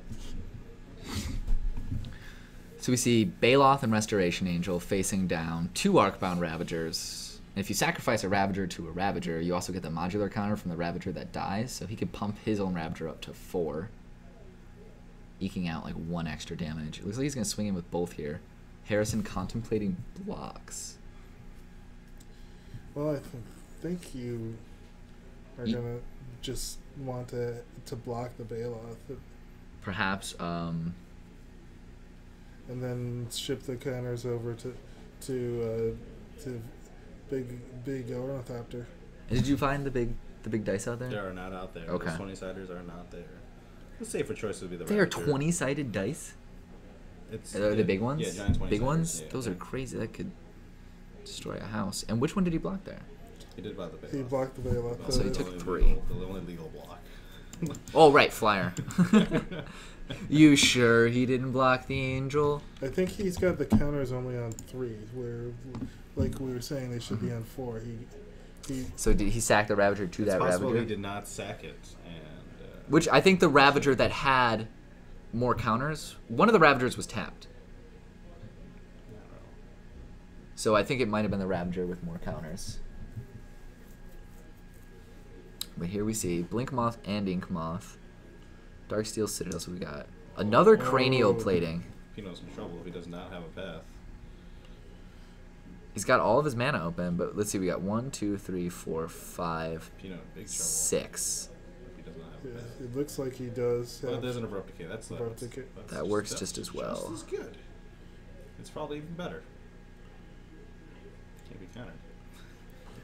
Cannot. Next turn, you put the cranial platings on the. I think he Big needs one Ravs. more mana, but you want on, or you want him on You the want on the to Blink poison Moth. him out. Blink Moth in case he has another Abrupt Decay, because it can only destroy a non-land, and Blink Moth retains its land status, so it plays around Abrupt Decay. Yeah, equipping either land is probably. He could also hide. He could like hide the Ravager Ooh, counters but on he's the got Blink Magus Moth. of Yeah. the Moon, Siege Rhino, and Kataki all in the group. Oh my gosh. So yeah. Pino should take this down and make. That is Steven, Mark. We will add him to the booth list for the duration that he is here. Oops, that's not where it is. You're not that mean. Where are the names? You don't have to add me. It's fine. No, you're in now. Dang it. We got add another and symbol, and it does look like Harrison Scoops there. Moving on. And I didn't see any cards that I would immediately identify as sideboard for Harrison. Whip flares. Whip Flare, yes, absolutely. Anything else? Not that I saw in particular. Your name's gonna go right there. We're just gonna do a triple decker sandwich of names. Aren't Ooh. you a V, Yeah, Steven? it's a Steven with a B. I know. It is? That's terrible. I know. I'm just full of disappointments here. Right. Do you know, could you get us any more deck information? I was severely limited when I went out there and looked because everyone started. Yeah, if you could, Sky, I have pen and paper for you. If you could get more lists. I got a pen. Oh, you got a pen? There you go, my friend. Cool. We're going to get some more deck lists then. Alright. So shuffling up for game 3. Oh god, our names are not stacked correctly. That looks good. That looks just about center. Who was mentioning that they had OCD in chat? Please tell us if that looks good. There we go. Alright. So, Harrison back on the play, which is where Affinity wants to be. Which is where pretty much every aggro deck wants to be. Which is where most decks want to be. For sure. But Affinity, it feels especially good. Because you can land too many threats for an opponent to deal with turn 1 and gain the advantage right there. I mean, even being down to 5, Harrison almost gave Greg a pretty good scare there. Mm-hmm. So, oh, a very big scare when you have 2 cranial planes. If he did not have that abrupt decay, he was done. He loses the game. yes. I like it that a couple of folks in the chat are referencing Flight of the Conchords. Yes, hippopotamus. Yes. My lyrics are bottomless. Is that the one where he just stops afterwards? Here we go. I'm the hippopotamus. My lyrics are bottomless. And he just stops for like a minute. They are great. Alright, so we're starting off with Vault Scourge. And I see a Mox Opal as well. And you hide that. You hide that. Because you could play that right now, but you have no reason to. Harrison had hide to it. pay 1 for Vault Scourge. Yes. Pay 2. Pay 2, rather. But he's going to get 1 of that back. You get it back so quickly. Let's see. I see a Springleaf Drum. That activates the Mox Opal if he plays that. And then he plays the Mox Opal, and then he can play something with 2 mana and have more artifacts. But it looks like he goes for the 2 land here. So, Blink Moth, Ink Moth. Tap 2. Steel Overseer. Mox Opal. Springleaf Drum. Swing in for 1. 19 all. Alright. Ooh. Should be 1-1. Should be 1-1 anyway. I had to click on that, I guess. Alright, 19 all. This is a position I find myself often in after a turn 1 Vault Scourge. People don't bolt the Scourge very often. He doesn't draw a lot of ire. Galvanic Blast. So on no the survival Fauna for Shaman. Fauna Shaman. And I question those Galvanic Blasts. Those might also be in the sideboard. I've seen some lists move the Galvanic Blast to this side. We see a Mountain. So maybe this list is heavier on the red than it's been letting on. Or maybe that's just, might as well have something to... Animate, swing for 2, and presumably before combat, bowl 4 damage, 2 life, for 6 damage. Sorry. Yeah, that is 6 damage. 3 of it lifelink. Ooh, this is a great position. This is where I want to be in Affinity. I'm definitely going to have to look at Harrison's list after this. It just seems like it's getting its legs very well. And sometimes Affinity struggles to do that. It struggles a lot against decks with spot removal. After sideboard board wipes like Pyroclasm. Mean things like that. Well, Pino still has yet to set up anything in his third game that's with staying power. Here's the Baloth. There's the Baloth, so there's 4 life for... He passes the turn. And that's not a board you want to be tapped out looking at passing the turn to. Because that flyer is going to be 4/4 this turn. The Master of Ethereum is going to be 1, 2, 3, 4, 5, 6, 7. Once he taps the Steel Overseer at worst. 9 at best. I'm assuming it's going to get up to 8 because he's going to activate that Blink Moth to get the extra counter on that as well. So again, those are 3s. Swinging in with the Master of Ethereum. He's 1, 2, 3, 4, 5, 6, 7, 8. And those guys are both swinging for 4. So he has 16 damage coming at his face, I believe. Obviously blocks with the Baloth, taking 8 from the Blink Moth and the Vault Scourge. And gaining 4. Down to 9. 26. This is, I mean, that's Painslayer Angel. Wow, nice. So getting Harrison, back it has to be what like the fuck? Is that a Baneslayer? Yes, it is, Harrison. It is Deal with Baneslayer, it. but... Oh, Shrapnel Blast on it. And he folds there. Wow, okay. Sorry, Greg. Wow. That's good. Are you being serious, HC Fox? Because Raul is a judge. He's asking if we can get a judge to assess a penalty. What penalty? I'm sorry. Raul is in the booth. Things happen very quickly, so I'm not sure which penalty you might be referring to. He might be talking about something outside of the games. Something else that happened. A penalty that occurred to him in real life. Okay. I don't know what Sydney. Thanks, dude. Sydney is playing Splinter Twin. So. I'm not surprised. Okay.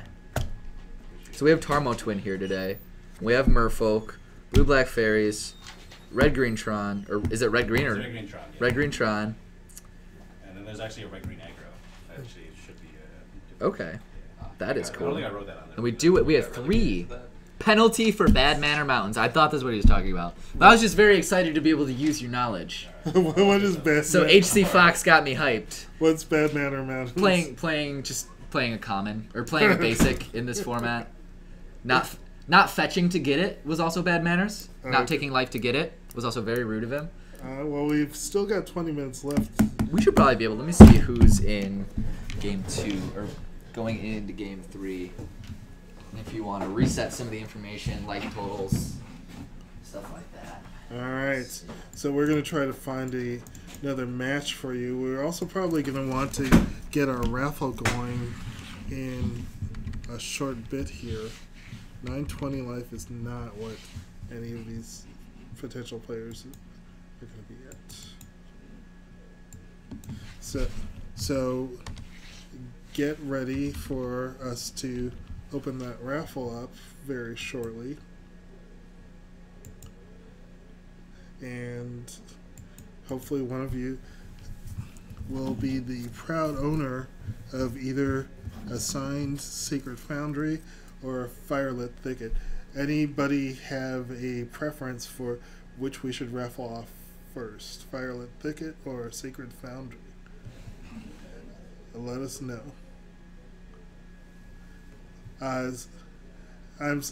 There's somebody in the chat who wants to know if I know what Games of Berkeley is, and I'm afraid that I don't. So I wish I could help you out a little bit further about that. I got thickets. So we have one vote for Thicket. I think Thicket should be first. Let's do Thicket first. Let me also see. I think I'm going to be able to get this open, and so it looks like if my technical mastery of this system is good, the raffle should be open. You can enter in chat by putting exclamation raffle or exclamation raffle message. So here we go. Let's see some entries.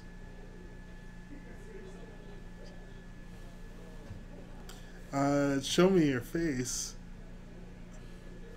Alright, so here comes Ryan. He's going We've got Grixis Twin versus, I think he said Blue Black Death and Taxes. Heading over to the feature match area. Alright, so we're going to have a couple more.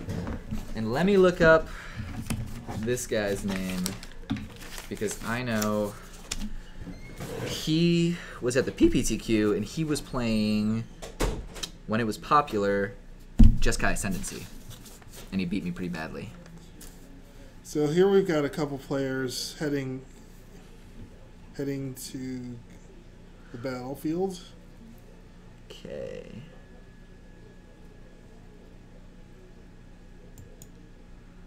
Let me... I'm gonna go look at the match slip to get their names exact again. Yeah, Malthias, I believe that is what he said. Black taxes. Alright. Go get their names for sure. Alright. Setting up. The guy on the right is Grixis Twin, and the left is Blue Black Taxes.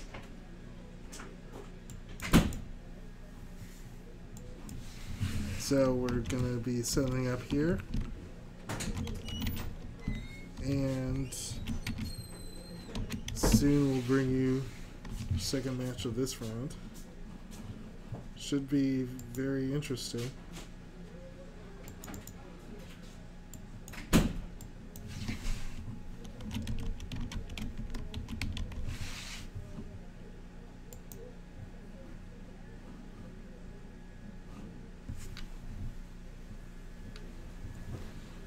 So come on, guys, keep on entering into the raffles.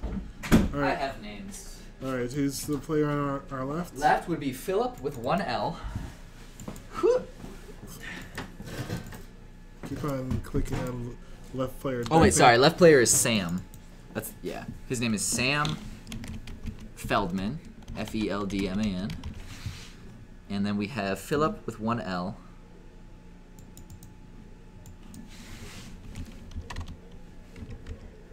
Malpheus, I do not have the answer to the question about what it looks like. I simply have the name he told me. So we will see. Philip's last name? Tribbia. It is not the raffle yet, guys. No, I started the raffle. Oh, you did already? Okay.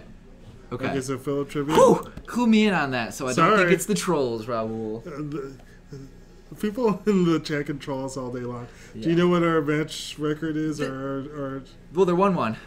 I don't know. Let's see where they are. Their player records are. They are 1-0-1-0. They're both 1-0. All right. Okay. He said, we'll see. There could also be, it might be blue-white. Okay. There is obviously the option that I totally missed this. And we're going to draw for the raffle now. Mark says it has been open forever, for years, for centuries. We're going to close it. And we're going to draw. Prenisor. Congratulations. You won what did we give away? Firelit Thicket. Firelit Thicket. I'm going to send you a PM. You're going to respond to it. And then we're going to mail you a card. And it's going to be great. You're going to love it. Okay, click announce winner on... Announce it. And then I'm going to send you this message right now. You won. Send us your address.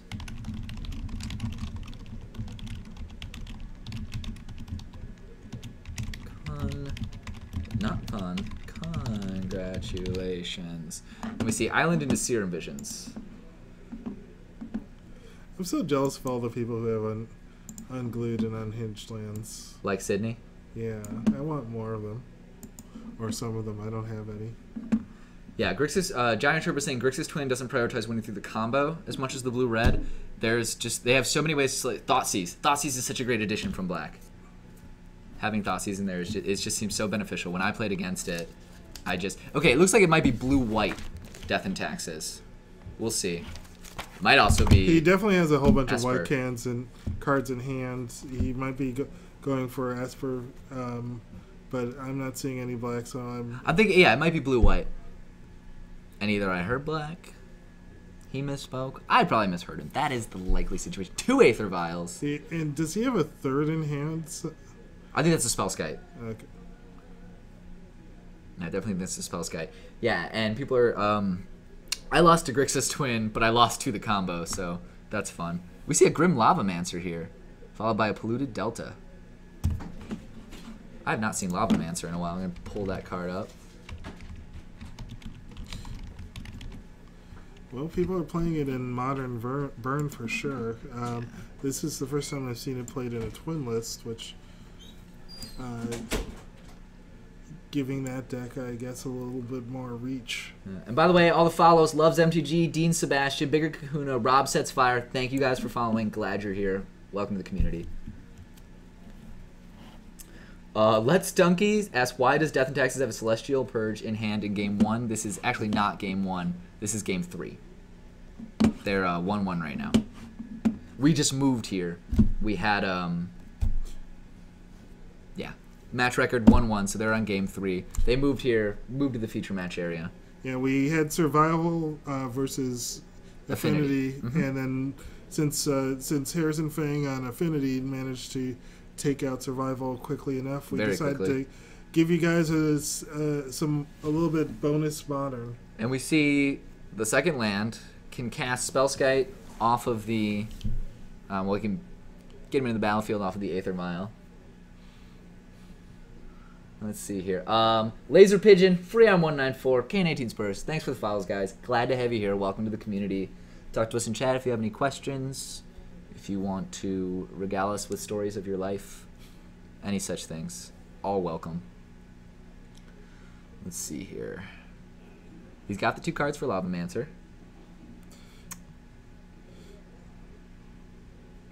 And Spellskite. Well, he can eat those Lavamancer pings For quite some time. Yes, especially it's nothing with. I mean, even if he's trying to get the Lavamancer at your face, you're probably gonna have the mana open to pay for that, to redirect it. Freon194 says that you've been his local judge before. Oh, hello. Hi, Freon. It's weird because all these people have pseudonyms. I may recognize you if I were to see you face to face, but... Yeah, my favorite is when I have people from the larger tournaments who beat me. And they're like, hey, I kicked your ass on this deck. And I'm like, oh, hi. Guy that destroyed me. Is that... That is a Terminate for Spellskite. I don't see any counter magic up in that hand. Well, he does have... It looks like he's got 2 Flicker Wisps, but, you know, he doesn't have the mana to cast them, and unfortunately for him, he's going to have to wait a turn before he can put one of those Aether Vials on 3. But Aether Vial on 1, Judge's Familiar? Okay. You know, he had the mana to pay for Judge's Familiar, so that would have been uncomfortable. Interesting. And I thought that's going to come next. Celestial Purge taking care of the Lavamancer. Leaving Philip with nothing on board. Which is a good place to be. It's not bad. 2 Aether Vials. And, can flash in the Mind Sensor. Mind Sensor. Talia. Big, Doesn't big have Talia. to pay. Just has to Aether Vial both of those in. Now, I don't see the advantage of Aether Vialing. Well, I guess putting Thalia on board now means that Philip is going to have to pay an extra 1 for his non-creature spells on his turn, and he, of course, Sam has the protection flickering and flicker wisp if Philip should have something to threaten. Yeah, I mean, he wants the Talia out when Philip's already tapped down. He can't pay for anything. I mean, what happens? So say he goes for a slaughter pact and that's 0, so he has to pay 1 more. I guess he could pay for a slaughter pact. But he goes ahead and uses Aether Vial right there for even Mind Sensor, which that doesn't really super make sense to me. It's but again, some of it's easy to backseat magic things up. Philip's not showing, if I'm not mistaken, any ways to fetch or. And this is, well, now we know it's not black, but he did specifically say Death and Taxes, so we're going to switch this to blue-white Death and Taxes. That seems like a plan. Yeah, I could have sworn he said blue-black, which sounded interesting. Well, blue-white's still interesting. And I also don't know why I had a forward slash there. I think I put that there because I was working the computer, which always is a mistake. Okay. I think in this setup here, but Sam got a lot of creatures on board. Does he still have a hand still? I think so. He has the Flicker Wisps. Oh, yes. It's going to probably leave these. Oh, he puts both vials on 3, so he can flash both those folks in. If need be, and sending in the team. So we've got 2, 3. What's Mind Sensor at? I believe it's a 2/1, so. Yeah, so we've got 5 damage coming in.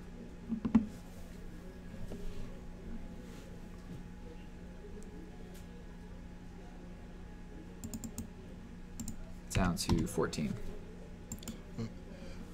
Let's look at Flicker Wisps. I haven't. Oh, I thought I just had it up. There we go.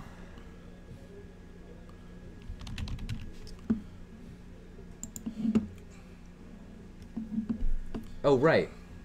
Storm K with a good point. He mind censored and then ghost quartered. Oh, I see. So they could, yeah. So they missed. There was a very small chance of him getting the land off of that. Okay. There we go. No, that's smart. So here comes Anger of the Gods. And I don't know if any of these are... And even if he sacrifices the familiar... Are worth trying to save with Flicker Wisp. Able to pay with 1. What about saving Talia? I mean, I feel like he wants to keep something with his board state, because now he just has 2 Flicker Wisps in hand. It's true, but I mean, maybe he just wants to say, okay, you got my current team, I'm going to just throw out Flicker... After Anger resolves, I'll throw out Flicker Wisp and get you for 6. Did we miss the Crypt coming in untapped? Someone mentioned that.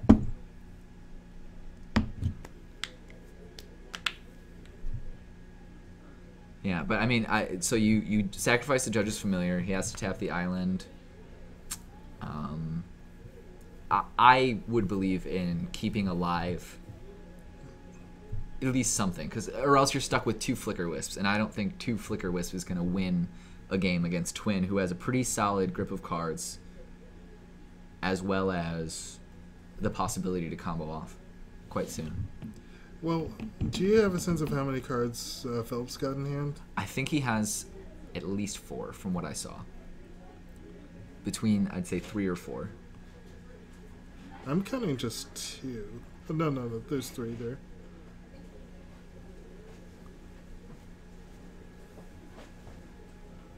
Alright, we see the Mind Sensor dead.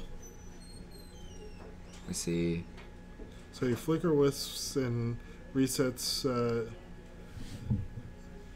Vial so that it's going to go on 1. And here he has a Thalia in the grip, so he just hard casts it, swings for 3, and he's got a Flicker Wisp in reserve to save one of those creatures should Philip have an attempt to answer it. Let's see, I'm trying to see what Phil has in his hand here. Everything pretty much everything he's going to be playing It made more looks- difficult about Talia. Twin, Well- obviously not a creature-based deck. Ryan, I can see he's got a Terminate. Okay. That's the leftmost card, but I can't see anything else at the moment. He may just try to terminate one of these guys. I always get Terminate confused with, what's the other black-red card? Dreadbore. Swings in for... He's taking that. You take 5 there?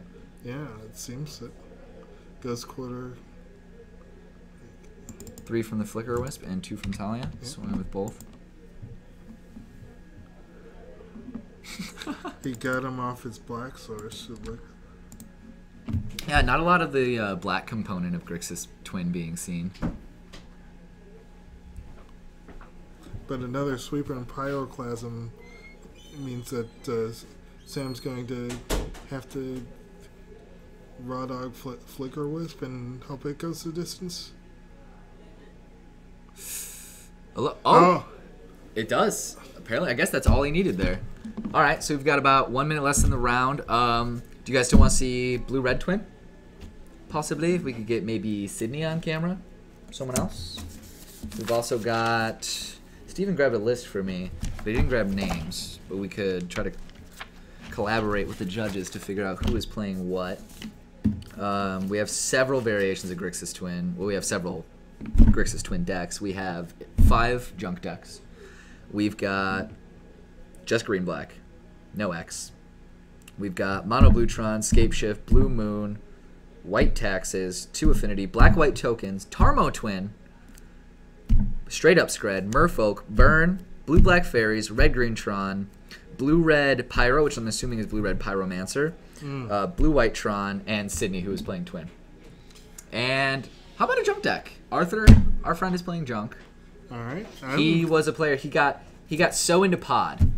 He was really into Pod. It was his first. I think Omaha was like his first GP, or at least it was his first time playing Pod. One of them was his first, and he did incredibly well on it. He was like one match away from day 2. So some folks in the crowd are wanting Mono Blue Tron. We've got 3 votes for it. Somebody wants Mono Blue Merfolk. Tron. I think he's on my other list. Let's see. Yeah, Matt D. I wouldn't mind seeing some Bluetron. Let's see, Matthew. That's Matt Dawson, and he played Sydney last round. Looks like Sydney won his first round, and Matt did as well. So at worst, they're 1-1. But people are looking pretty hyped for Tron. ADTR fan, 1986. Thanks for the follow, dude. Glad to have you here. Hit us up in chat. Talk to us. Tell us about what makes you tick. What makes you you? What makes you unique? Mono Blue Tron versus Red Green Tron versus Blue White Tron cage match, says Bigger Kahuna. So there we go. Right. I'm going to grab some drinks/snacks. Okay. I think I'll be right back. Do you want to tell Sherwin that we want to see Matthew Dawson? Yes, I can. Okay. What is Matthew Dawson on? Is he He's the Mono He's Tron? Blue Tron, yes. Okay. That is the one I have here. All right, so I'll be back. It's your turn to entertain. Yes. All right. So something spicy with the Tron decks now is Ugin, a card I'm sure you're all familiar with. It's super hype right now. Ugin the Spirit Dragon. So I know a lot of people have been playing Karn and Ugin. Once you have your Tron lands, Ugin, again, just like Karn, super easy to cast. Does a lot. It's a card I haven't actually taken a look at. I have not touched really anything from Fate Reforged, but I like to pay attention, as most of us do, to what cards sort of trickle into Modern. And we've seen Ugin. And then from there, God, what did we go into? What is the card I'm thinking of? Oh, here we go. Turn 1 Goblin Guide.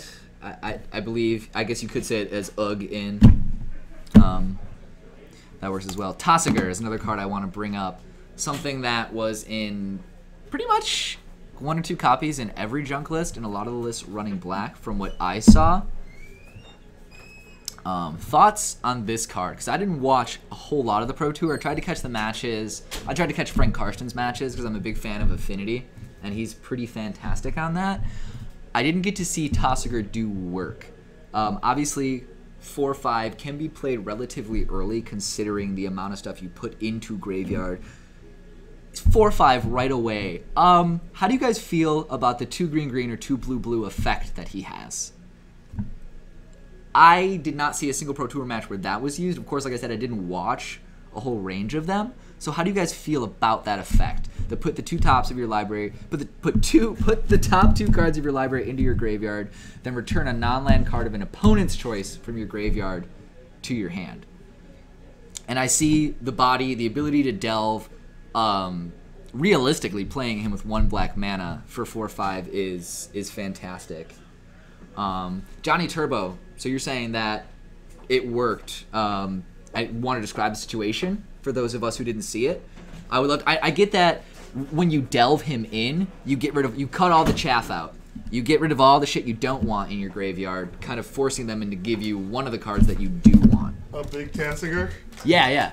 We're talking about his effect. Obviously, being able to delve and plausibly play 1 black mana for a 4/5 creature is amazing. But I'm asking about his ability, because I didn't watch a lot of the junk matchups, and people are saying that it got some good use. I mean, the worst thing, it's card advantage, and it's a non-land card, so it's not like they can mana flood you with it and just be like, well, you get no action, you just get lands. They have to give you something non-land. And just being able to play that guy for just a black mana, Yeah. which you can do oftentimes, pretty sweet. Yeah, what about a deck with him, this dude, what is this guy's name? 1 green-white. The knight with the plains. The Knight of the Reliquary. Knight of the Reliquary, that's what I'm thinking of. What about a build with him? No, he would just exile all the lands. But I was trying to think of like non-land stuff in there. I just like graveyard decks, man. I just want to see a really good graveyard deck. I want to see, absolutely, we should have our faces up while we're talking. I'm sorry about that, Mark. There we go. I'm stuffing my face. With Oreos. But it's like you're stuffing it with really tiny Oreos, so it's very polite. Like you can't really, they're little chibi Oreos. It's not... And Gatorade. I mean, if they were like just massive, like double stuffed Oreos, I'd be like, "Wow, you need to stop." But they're dainty Oreos. You could feasibly eat those with like thumb and pinky. Pinky just finger. grab the Oreos. Just you gotta give them the thumb and the pinky. The rest of your finger, your hand folded, and that is the way to eat tiny Oreos. Okay, looking at other people's thoughts. Mark says, "I am drunk and at work and angry," in all capital letters. Sounds like you, Mark. Mark is my abusive alcoholic father, actually. He goes to work, gets drunk at work, comes home. We argue about hypothetical magic situations, and then he just pounds my face in. And I hate Thank it. you, Bigger Kahuna. I just came here straight from work/a work party, so have to look fancy. I'll wear a suit next time. I probably won't. We can go together. We'll switch. We'll trade off suits. But I think I'm going to start playing every other week because I actually need to get good at the game. Are you going? You're going to Vancouver, correct? I'm not going to Vancouver. Oh, okay. So you got a while for Modern. Yeah, I would like to be somewhat competitive going into the next slew of Modern events around here because there are a lot in the Midwest. Yeah, it's that are really coming interesting that first round of PPTQs is almost over. Okay. There are very few folks who did Modern, and the second round starting to come around starting February 28th or thereabouts. And there's about 5 Modern PPTQs now in the Chicagoland area. I think MTG Card Market's next PPTQ is going to be Modern. I think. And do you know when that is? I don't have the date right off the top of my head, but Okay. but if you look at, if you are members of the Facebook group for Northside Nerd Night, I think I posted a list of when the next slate of PPTQs is supposed to go off. Oh So- God, Mark is very belligerent right now, typing in all capitals. Jeez. All right, and people are saying, responding to Tassigur's effect, saying it's value. Yeah, we're looking for, trying to get blue Tron in there, so we're trying to grab Matt Dawson. Matt Dawson. I told told Sherwin. Sherwin that that's what we were. So Sherwin's got us hooked up. We're absolutely on right there. Yes. So Johnny Turbo is asking, any upcoming limited PPTQs? Is that something? For the remainder of this round, I believe that First Aid Little Italy over on Taylor Street, they are having a sealed PPTQ. That would be, I believe, February 21st. Okay, that sounds fun. If you go look at, again, the Facebook group Northside Nerd Night, you should hopefully have a list of the upcoming set of PTQs. And I think there are a few of those that are going to be limited as well. I know there's some larger event on Valentine's Day. I don't know if that's around here, but I saw there is a Magic event on Valentine's Day, and that is evil and dissent being sown. Well, it's funny because I'm married, so been married for 10 years. Do not necessarily have to go all out with the romance thing. My wife is stuck with me at this point, and vice versa. But it did take a little bit of spousal maintenance to get permission. Spousal maintenance. That is a good term. Get permission, because here at MTG Card Market, we have chosen to cater those who love Magic rather than their boyfriends or girlfriends. That's when our PPTQ is going to take place. So I get it, and a lot of people, who are really into Magic are with someone else who's really into Magic. So it generally works out like that, and I believe that is not Matt on the right.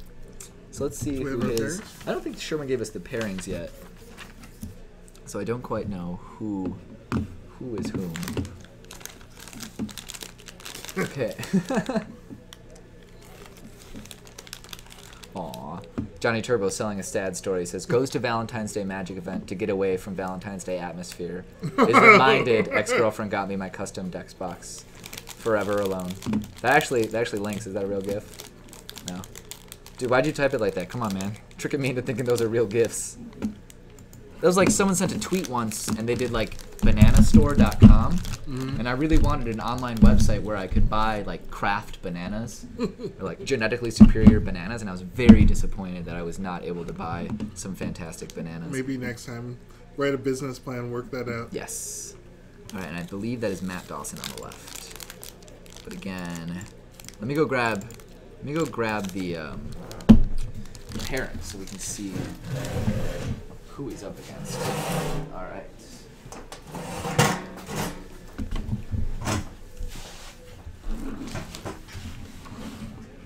And it's Matt Dawson on the right. Okay.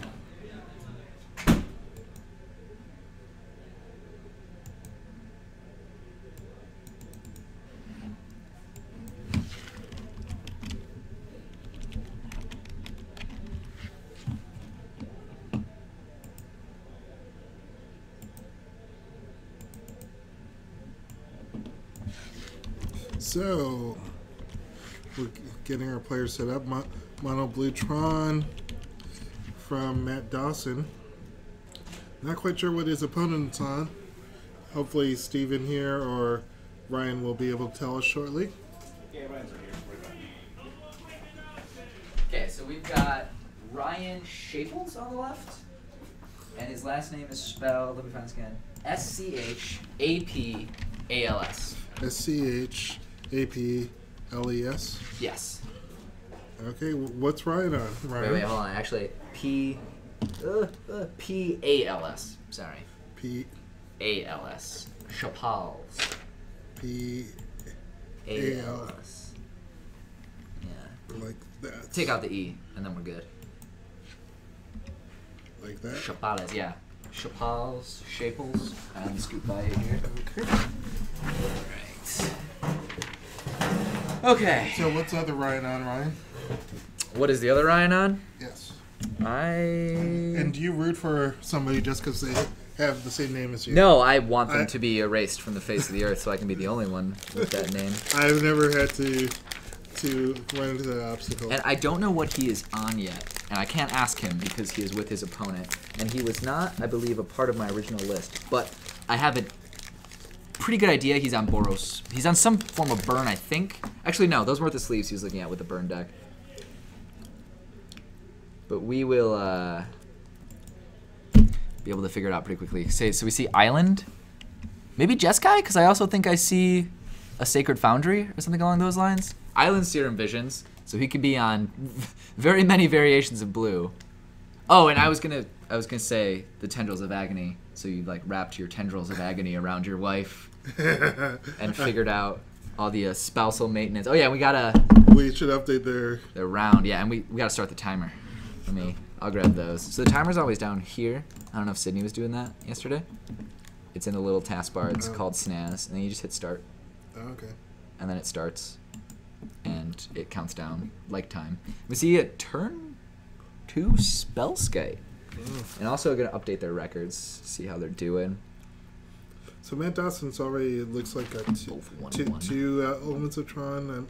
There's so many different arts for this back from... Yes! Oh, back man, when it's hard to keep track of. Wizards wasn't really thinking about how that might function. How that might mess up commentators? Yeah. How could they not have us in mind? But it looks like the to me that he's got Tower times 2 and mine. Absolutely. Let's see.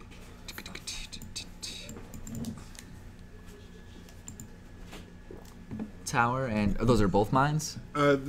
This lower one's tower. Second tower? Yeah. Okay. So that's a good position to be in for when you grab the power plant, because then you're 3, 6, 8. That's 10 mana. Because tower gives you a little bit more. And there's Expedition Map, which should let him find the final piece of this Tron puzzle. But he instead gets an island. Okay.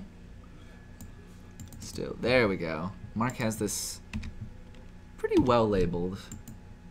Sometimes difficult to find everything. So there we go. Round 3, game 1. Both players are 1-1. He's got 2 towers, a power plant, and he needs a mine for some pretty explosive mana. He's got a Spellskite up as well. Oh, but here's the Exarch. Tapping down the tower. So, we see, I'm just going to go ahead and call Shapel's Blue-Red Twin. Okay. I don't see anything to indicate otherwise so far. So, but Spellskite being on the board should be at least somewhat of an obstacle here, right? Oh, definitely. Not enough to block, though. But you don't want to get bolted. All right, and that's Stephen Dang back with us. Commentary from the wing. Has his finger on the pulse of the scene. He's been out there. All right. So we see Breeding Pool. Green. Yeah, is that maybe for the Ancient Grud flashback, or is he doing something with green? That's pretty normal. Yeah, most of the time it's just an Ancient Grudge flashback. I haven't seen Tarmogoyf's list yet, so but it's a possibility for sure. But most of the time, yeah, it's just a single breeding pool. Breeding pool. Breeding pool. Breeding? That would be an interesting card. Okay. And sometimes people play that just for the fetching. Yeah, and I think that was 2 to the face. The Electrolyze. Seems like it. Didn't have. I mean, you're not going to do anything to the Spellskite with that. He didn't tap anything to redirect the spells. But if he split it, he couldn't redirect it. So I'm not sure. All right. Presumably 1 damage not going to be a huge deal in this matchup. Twain looking to win by combo. That's what I was changing, his deck name. And so far it just looks like Blue-Red Twin. It'd be interesting if he did something with that green off of Breeding Pool, but I doubt that's going to happen. The most useful thing I've seen Breeding Pool do is enable the island walk of a Merfolk deck. That's about it. Were you about to comment on Flag Bearers? Because I have no idea what that is. What they're talking about. How could you not know? I'm new. You're too new school. I'm very new. See, old school back in that would have been what, Odyssey, that there's a whole creature type that was basically Spellskite's ability. Anytime your opponent, What?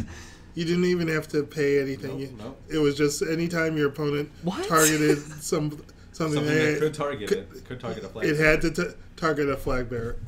What? That is terrible. Yeah, but just like taunt. That is for you Hearthstone players out there. That is an absolutely terrible idea.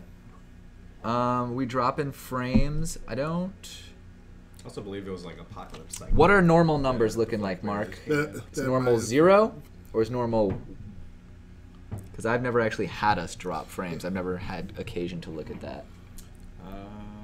That just might be the internet here. Or could be. Well, we gotta. I don't know if there's any way to we sometimes restart to get rid of that, or we do what Mark says to get around that. Cool. Yes, there's a couple people in chat have commented, and Stephen pointed out we're actually last saw our flag bearers, I believe, back in Invasion Block, like in Apocalypse, and was it just Apocalypse, or was it some in Plane Shift as well? Okay, Mark, how do we take care of that? Do you want us to? Here. We got Tron assembled by Matt Dawson here. Yes, with 2 towers. It is about to get real, whatever it is. And I see, is that an Academy Ruins? That is perhaps Academy a Ruins. Mindslaver lock. Previous turn, he did return a expedition map to get the 3rd piece of Tron. Wait, what, Mark? What are you saying? Oh my God. All right, for those of you having drop frames, I apologize. Also, 3 Deceiver Exarchs on the board. Going wide. Yeah. But not super wide. Not lethal wide. Okay, Mark, so we have drop frames. How do we take care of that? So that thing, FPS? Yes. Is there something down there? Well, it looks like we have a number of drop frames. I'm trying to figure out, do we restart? Mark, if you don't restart in the correct way, you can mess What things is up. that card? I have no idea. That looks like a Thirst for Knowledge, the promo. Thirst for Knowledge, the okay. promo. I don't think I've ever seen that art before. That is the Getting some fantastic advice from chat here. You fix the drain by posting kitties on titties. Ah, yes, of course. Well, I like one of those things. Kittens One are or the other. one of my favorite things too. Mark, you're not even calling me. Is my phone dead? My phone's probably dead. Mark, you haven't even called me. I have no service, Mark. Let me, there we go. So with all this What's up, Mark? mana that's possibly available to him, Matt must be digging for one of the key things. He's digging pretty hard. So I don't know if you know anything about his deck. We have drop if frames. he's on Ugin, 5387, or 2.35%. Karn, or which of the many. It's very possible he card casts Emrakul. He's like a control deck that can end up casting Emrakul. Ugin would be a new addition to this deck, not a shabby one either, for that matter.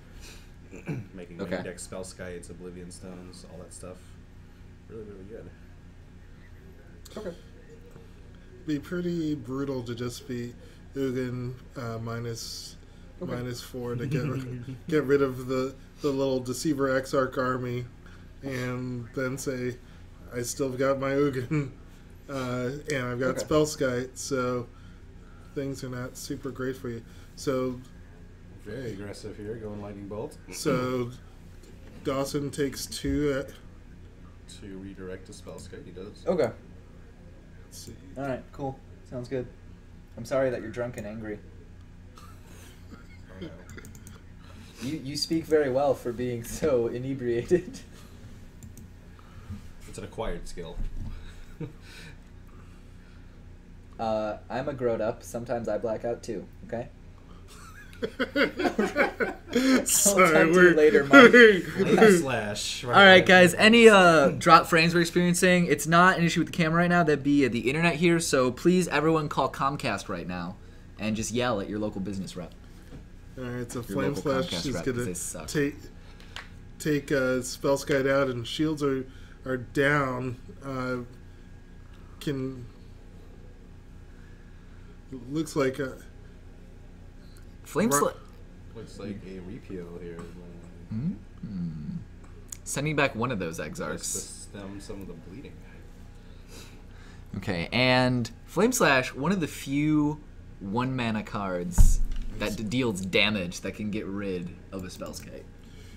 Flame Slash and Galvanic Blast, if it's metal crafted, are all I know. Alright, so Matt Dawson goes down to 13 with those 2 Exarchs pounding on him. All right, and let's see. So he's got. Is it? I'm right. That's an Academy Ruins. I can't quite. So he can bring that Spellskite back. He could every turn. He could, but again, it seems like with all this mana and that many cards in hand, I'm not sure if he's plus with counter spells, biding his time or what he's. I mean that puts Ryan in a pretty terrible situation though if he's trying to win by resolving the combo. If he can get that Spellskite back every time. It might not get to that point right now. He's going for the tempo plan right now first, but he's going to buy back. Spellburst with buyback here. Oh, that's a little saucy. Spellburst. Saucy on there. I have not yet seen that. For those who don't know what a Spell Blast is, well... Yeah, it's Spellburst. Spellburst, yeah. It's a Spell Blast with buyback. So the one right under there. Right there. Okay, buy back the counters. We converted mana cost X. Buy back 3. Wow. Okay. I have not. I've gone up against Mono Blue Tron once or twice. That's something I've not seen. That's usually a 1 over, 2 of. Once it's late in the game, it just locks. Yeah, absolutely. And as you see, folks, looks pretty locked up over here to me. Matt with a bunch of cards in his hand, a bunch of cantrips. Never going to resolve the Splinter Twin even if you get it. It's going to be really hard for him to resolve, stick, and combo off here. So Matt goes down to 12, I believe. Yes, and Malpheus Comcast is an American ISP that has virtual monopolies on several regions, skirting around the law there, so it's pretty awful. Yeah, looks like the tempo plan is the #1 plan here for Ryan, playing Snapcaster Mage here. And he could target not a lot of fantastic targets. What do you want at this point? It's still on the stack, so yeah. He's gonna Spellburst it. Come on, Ryan, you gotta fight over this. I don't know if you have it. Gotta fight, son. You gotta slug it out with the Spellburst. That Spellskite's gonna come back next turn, and possibly next turn, and it's. Come on. He's doing a lot of thinking on it. And here's tapping mana. A negate, that's maybe? More than thinking. Mana leak. We got the leak. When you get to leak out, ow. When you get to leak Mono Blue Tron out, okay. When they've got the combo and then some, that's pretty good. Yeah, flashing back lightning bolts. Yep, looks like the tempo plan here. All right, so that puts Matthew Dawson on 9. Yeah, I wonder if Matt Dawson actually plays Wrath here in his blue-white Tron list or any kind of Wrath effect. I think he's mono blue. Which is what we've seen. Blue? Yes. Okay. He's touted as mono blue Tron. I know there was a blue-white Tron somewhere around here. Yes, we do have several. Okay. Sure. Crimson Viper, that is a very lyrical and eloquent way to phrase Comcast's hold on on governments. It's practically tentacle rape. Okay. All right, so swinging in for 3 now is Ryan, and let's see if what trick Matt has up his sleeve. Another repeal. Oh, Snapcaster of my own. I'll be flashing back this repeal here, if they let him. I like to imagine this as a duel between 2 brothers, a feud between 2 Snapcaster mages. What's really interesting is that you can flash back the repeal, block, and then still repeal your Snapcaster. And then there's 2 repeals in his graveyard. So, a little tricksy here. But not sure how. Ample mana to do pretty much whatever he wishes. Ample colorless mana. I don't think you can flash back the repeals because repeals it's got X as its mana cost. Yeah, I was gonna say, can he? So how does that work with Spellburst? Can you flash back Spellburst, buy back, and get it into your hand? I mean, you can't buy back it. Once you flash back, that you're gonna have to exile it. Oh right. But X is, I believe, when you flash something back, it's locked with X and its mana cost. maybe I'm So it would late end and up tired. countering a spell for 0? Yeah, I believe you can't pay beyond that. But Interesting. all right, so we have a little counter war going on. Condescend manages to take out Cryptic Command. And so we're seeing a little scry action for Matt Dawson. Here in chat, someone is asking for a poll to see which is worse, Cook Brothers or Comcast. So maybe later, during some downtime, we can have a battle of terrible internet service providers. Well, We're talking about Jameson. Which internet service provider do you hate the most? Comcast. Comcast. Yeah, that's most people. It's a Midwest Yeah. thing. It is. I hate them too.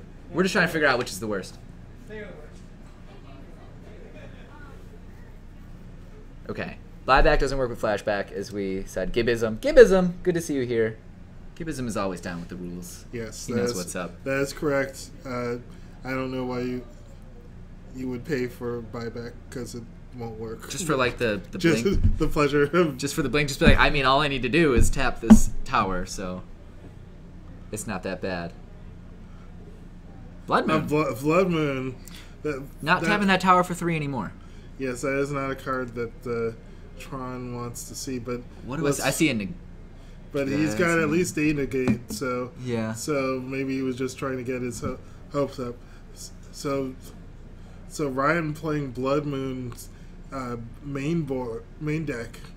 Not a bad idea. Is I love Blood Moon. It does so well in so many situations. I think my favorite use of Blood Moon I've ever had was against Infect. Turn 1 Chalice on 1, turn 2 Blood Moon. They could do nothing because they were blue-green Infect, so they had all their dual lands out, and they had 1 forest, and that 1 forest was only going to pay for spells that would get countered. And they couldn't play hardly any of their dudes. You're a mean man, right? It was very mean. And he was newer than me. So I was like, this is the only time I get to feed off someone that's more of a noob than I am. Alright, so it's looking like he's Academy ruining something to the top, which Skite? is Big Skite. That's what I was saying, because he running out of counter magic now. Might not have everything in his hand. I don't quite see. We see the Thirst for Knowledge. I don't know if he has any counter magic. I saw something blue. But that's what we discussed earlier. Bringing back the Spell Skite and saying, you never get Splinter Twin. No, Because I always will have Spell Skite. Alright, so back on the Deceiver Exarch beats. Okay, I'm looking up a card. I'm proud of.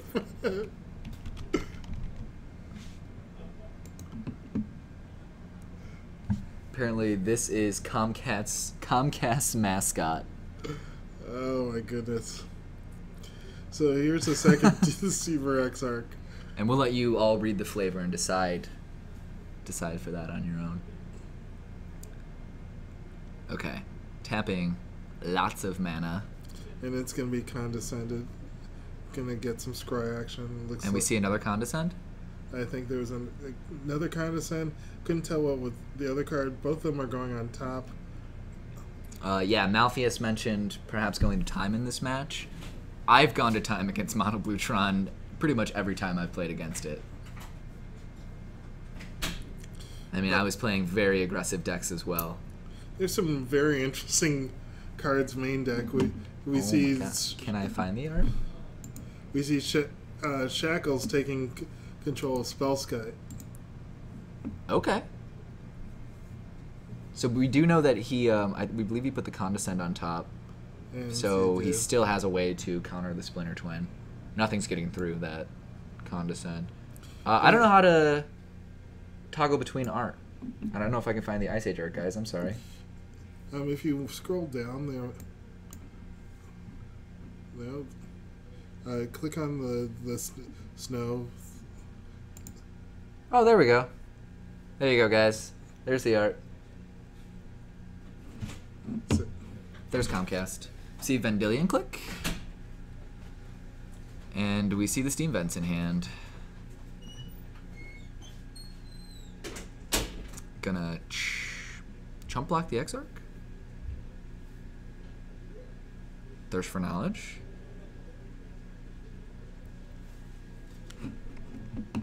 Let's see.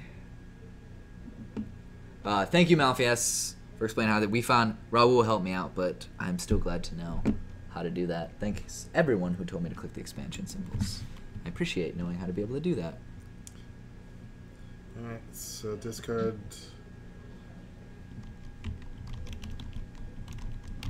It doesn't need that map at this point.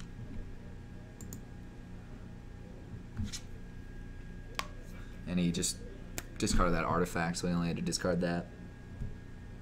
Well, he had a map, so he's using it to get even more mana. Does he want more blue mana? What do you do with all that mana at this point? I think it's just a matter of thinning his deck, just as he's getting a Ghost Quarter. Is that what that is? Tech Edge. Tech Edge. So similar.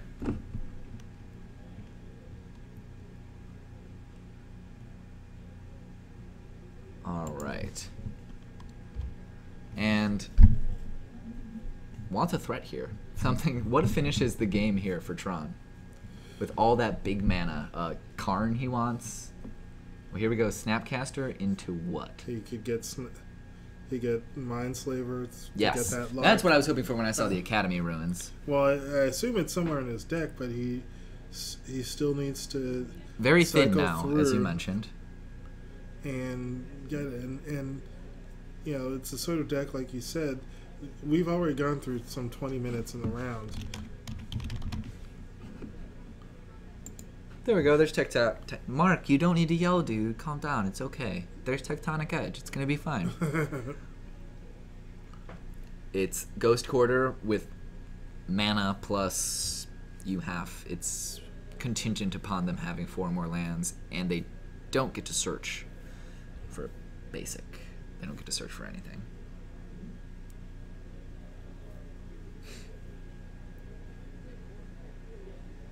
Nether Void? We have a battle over here to see which is going to represent, or which card is going to represent Comcast. Mark is more drunk now, as represented by the escalating intensity of his capitalized letters. All spells cast are countered unless their casters pay an additional 3. Yeah, yeah, dude. That's why they tell. I'm trying. Oh, hi, Zixi. We're trying to figure out which card represents Comcast and Comcast customer service. And here we have Nether Void, which is all spells are countered unless the casters pay an additional 3. Perhaps speaking of late fees, other fees they tack on, other ways they screw with your service. I think it would be a mixture between Thalia and Leona and Arbiter. Is he going to just scoop there? Yes. Was he at lower life than I recognized? Are we sure Matt scooped there? Sorry, I'm bringing up Wasteland. Okay, Legacy card, not very familiar with it, but yes. Okay, yes, it's just a Wasteland that has requirements plus a mana cost. Juzam. And thank you, XD and Fnatic and Gibism.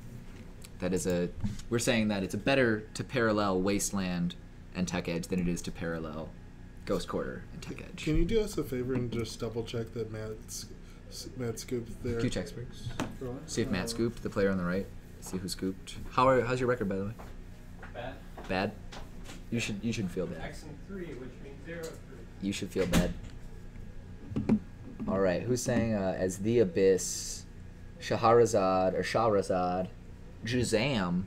What? I have never even heard. What is Juzam? Juzam Jin used to be like the flagship. Is this like the magic card that Shaquille O'Neal played? That would be Kazam, but see, yeah.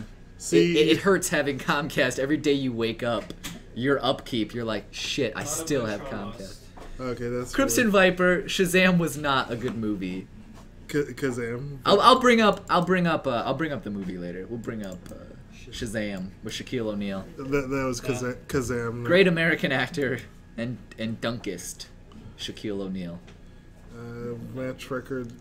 All right, so now we gotta bring up the Abyss after this. Don't you go starting no raffles, Pat Runkin Fat 7.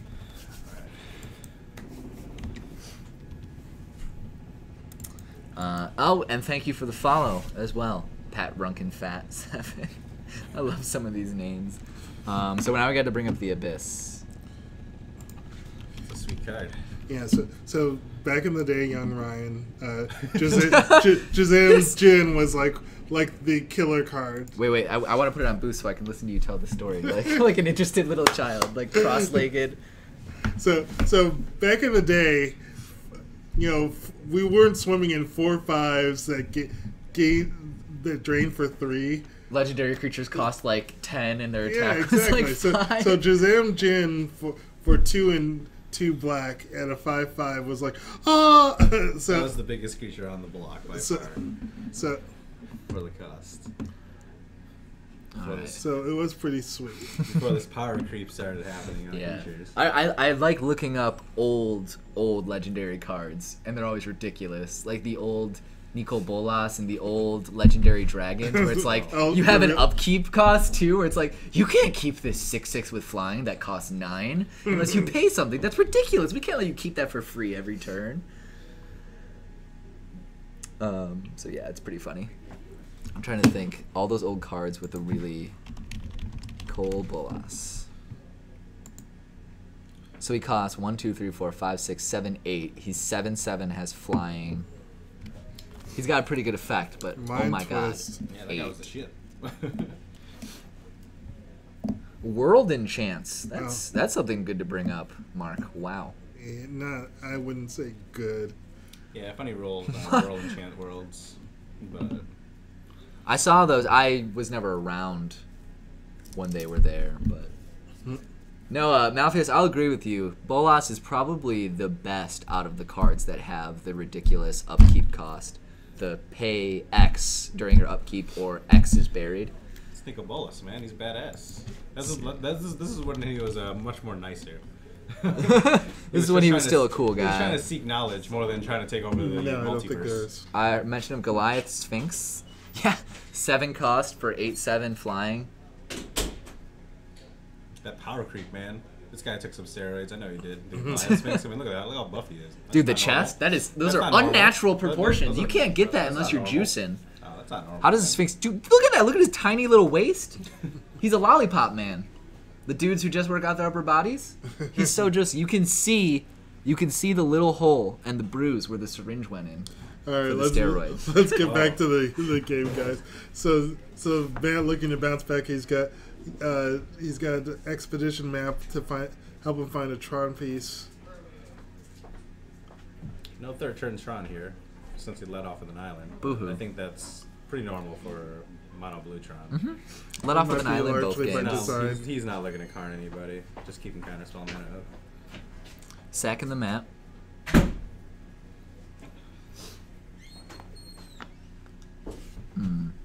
Wonder if maybe he has something white in the sideboard, or if he's just flooded Strand for an extra blue He gets fetch. another island.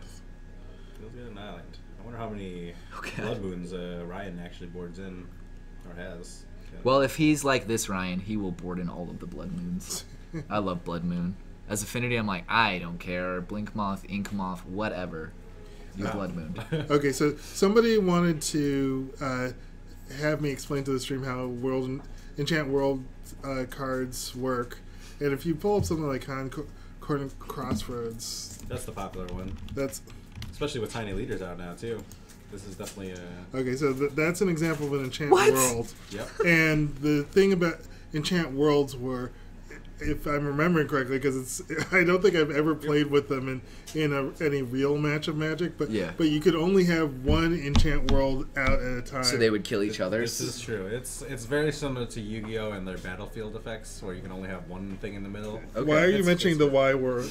Yeah, because this is the only Why thing to would- compare. I'm gonna bring up every card game, but this is best way to explain it. But yeah, you can only have one Enchant World out. Okay, so he fetched off there. I didn't see if he shocked. Anyone see if he shocked there? It's not like a few damage is going to make a difference with Mono Blue Tron looking to NG with a huge finisher or a Mindslaver lock, something like that. So yeah, if you have Concord and Crossroads, and I play something like, I think, Pillar Tombs of Aku is another Enchant World. Boom. Yeah. What? Yeah. That's right. Then I've blown you out because your concordant crossroads no more. Well, okay. Alright, so... We see Deceiver Exarch swinging in for 1. Nothing interesting here. Just the Deceiver Exarch beatdowns, man. I imagine. Really Click. click. Oh, good. We get to see more hands. Is this the same thing you got last time? Because I'm assuming that Ryan actually boards out a few copies of his combo here. Shaves off a few twins. Because he's not going straight for the combo.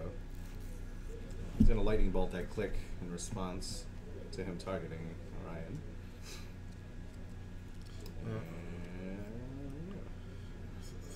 We do see the twin. I Yes. wonder what's going out of your hand. I would take that to I spell. have a feeling. No, I'm just kidding. I have a feeling. Why did he take the Pestermite there?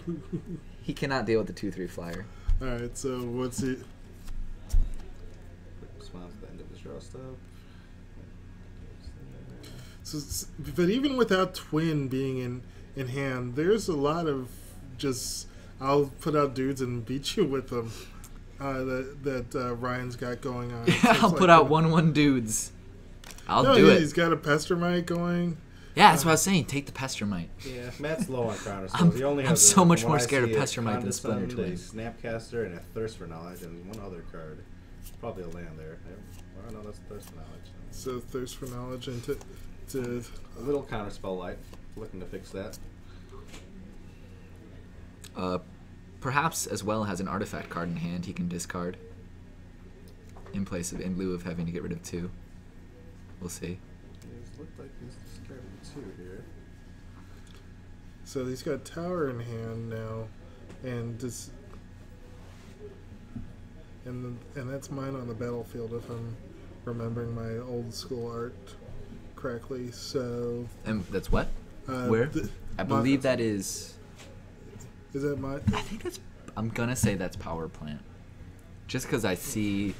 I'm thinking it's power plant. I think it's a power plant too. Okay, so That is a Condescend. Shipping a talisman to the bottom there. Off the scry. so relic. Why is that something I assume he sported in? Well, old twin decks, old blue red, pre cruise ban, something to deal with the Grave of Snapcaster, I guess. But I don't know why you would just get rid of Snapcaster, Ancient Grudge. Like If he Grudge. does play Tarmogoyf, it's another flashback good thing stuff. to Yeah, have. in case he's Tarmo twin. Mhm. But I think it's mainly for Snapcaster. I You feel get like less it is, value too. off of it. I feel like Because like you said, if he tries to go the tempo plan, it's like, okay, well now you're limited in what you can flash There's back. a batter skull that he kept on top. Oh And well. he has a batter skull in his hand there with Um, a spell and a mine. We, So, we've got people talking about a Tezzeret, and I wanted to mention that in the highest ranking Affinity deck in Pro Tour, Fate Reforged, was running 2 copies of Tezzeret and 4 Thoughtseizes in the main board. interesting. And it's something I definitely want to try. So Mark, maybe you and I can collaborate on Tez Affinity. Mm. All right. And the relic returns off of the Academy runes. Indeed. Yep, this is an upkeep. No, it's end of turn Academy runs, and he just draws it. Yep. And then he is going to attempt to activate his relic. Yeah, he just does not want that Snapcaster to have anything. Well, I'm pretty sure And it's- Ancient Grudge doesn't want that to be flashback, of course. It's Yeah. probably to protect his batter skull that's actually in his hand. Yes. From that Ancient Grudge. And what are you doing, buddy? What are you doing there? Ah, okay. He's just regularly acting. He's not sacking it, but he is targeting the relic again. And, All right. Well, now they're both gone. Now the coast is clear for Batter Skull to do some work, and also for I believe Matt. Does Matt have Tron this next turn? he will have it on his following turn, I believe, right here when he plays that mine. Bang. Yep. So it was power plant before. Is Yes. So now we've got 2, 4, 7, 1, So that is 3, 5, 7, 8, We just 9, sold 10. him that mine, by the way, which is an Antiquities. Oh, mine. nice. I might need to buy an Etch Champion or a Mem Knight tonight. Maybe. That is a remand on that batter skull. yeah. Remand's not so hot here when he's Matt's thinking whether to dispel it or not. don't see the harm of just bouncing it back. You have so much more mana to cast it again anyway. Yeah. And what else do we see in Ryan's hand? I don't think he's top decked a Splinter Twin yet. The coast is clear if he is. It's a but pretty he can't cute. cast it either. He doesn't have a second red source, right? He does. No, just Steam Vents. Yeah.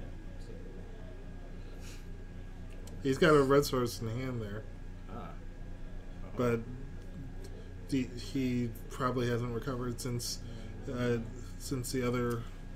No, I suspect that he would shave a couple of copies of Twin in this matchup from the board. Because you're just never gonna stick it. Yeah, you're not likely.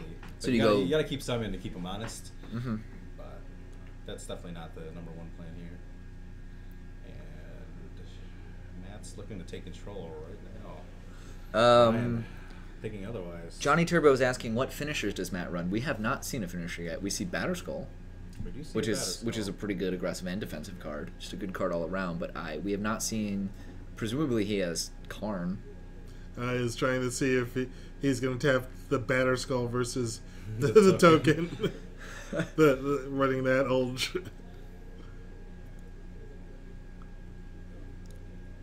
Yeah, Mark, please come on. Let me borrow your Tezzerets. Let me play Tez Affinity. I'm gonna do 1 week casting, 1 week playing.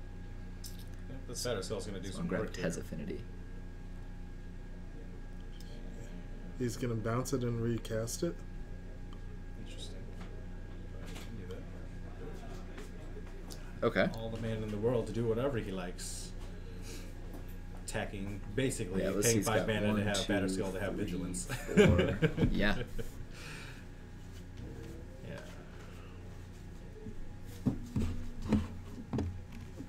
What do you now sell? Let's see. What do you sell now? Oh, sorry guys. I was under the impression that was sort of the crux of Mono Blue Tron. Karn, very big card. I've seen it against every Mono Blue Tron player I've played against. But again, my experience is quite limited. But we got new Big Daddy Ugin now. Yeah. I was mentioning that a lot of, like, every Tron has adopted Ugin, as far as I know. It's a natural home. 8 cost colorless creature. Yeah. Yeah, that fits the theme. Ryan digging. He knows he cannot win through that Batterskull. Well, he can't really dig. Not after the ban. He can dig, just can sear 'em. just not through time. Hopefully, he's digging. just digging his He's library. trying to dig in time to get past. Dig in time. Dig in time. Woo! Trying to get past Batterskull because Epoa, we are looking at Pillar Tombs of Aku because enchant worlds are the best thing. They're the greatest thing. And Pink Grenades, thanks for the follow, dude. Glad to have you here. all right, let's update it to Batterskull or something that's actually relevant to this match. Karn, who we've been talking about, who has been absent. Not that Karn. Sorry, Karn liberated. Not that Karn. People are mentioning Blightsteel. That's cool. That's a cool one. Seems a little bit too fragile here. Yeah. People want to see Pestermite. Oh. Are Pestermite. you gonna be playing next round? Hell yeah, he is. He's gonna crush his opponent. No draws, man. No draws. No draws. Draws are chumps. Draws are for chumps. Draws. You heard it from Sydney Rubin, people. Draws are for chumps. Mako Mana, we stream Legacy Mondays and Thursdays, I believe, and Modern on Wednesdays. Gibbism says Concordant Crossroads is the best world. We showed that one. We showed Nether Void. It's the best enchant world unless, of course, My Pillar Tombs of Aku forces it to the graveyard. All right. All right, back to the match. I'm gonna get a life total update here. Thank Yeah, you. if you could- Let's say we probably missed some Batterskulls arguing about which enchant world is the best. I really like the art on Pestermite.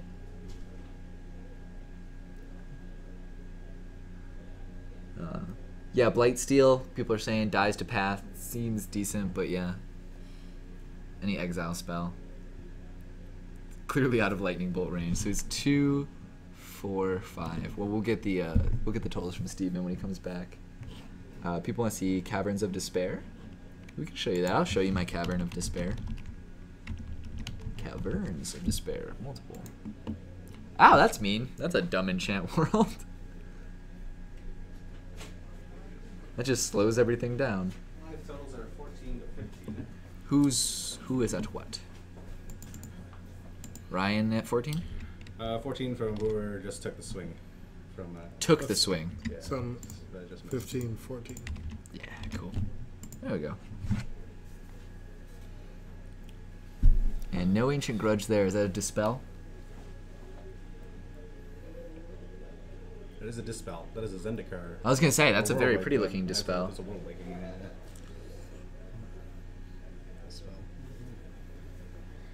Dispel. Yeah. Fable Fafa. Those are good finishers. Platinum Angel or Sundering Titan. He did find the grudge. There you go. I was Bad down. Matt looking in trouble here.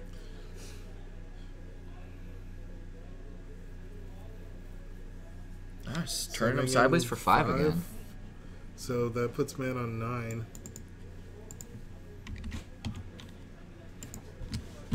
Alright. See, island.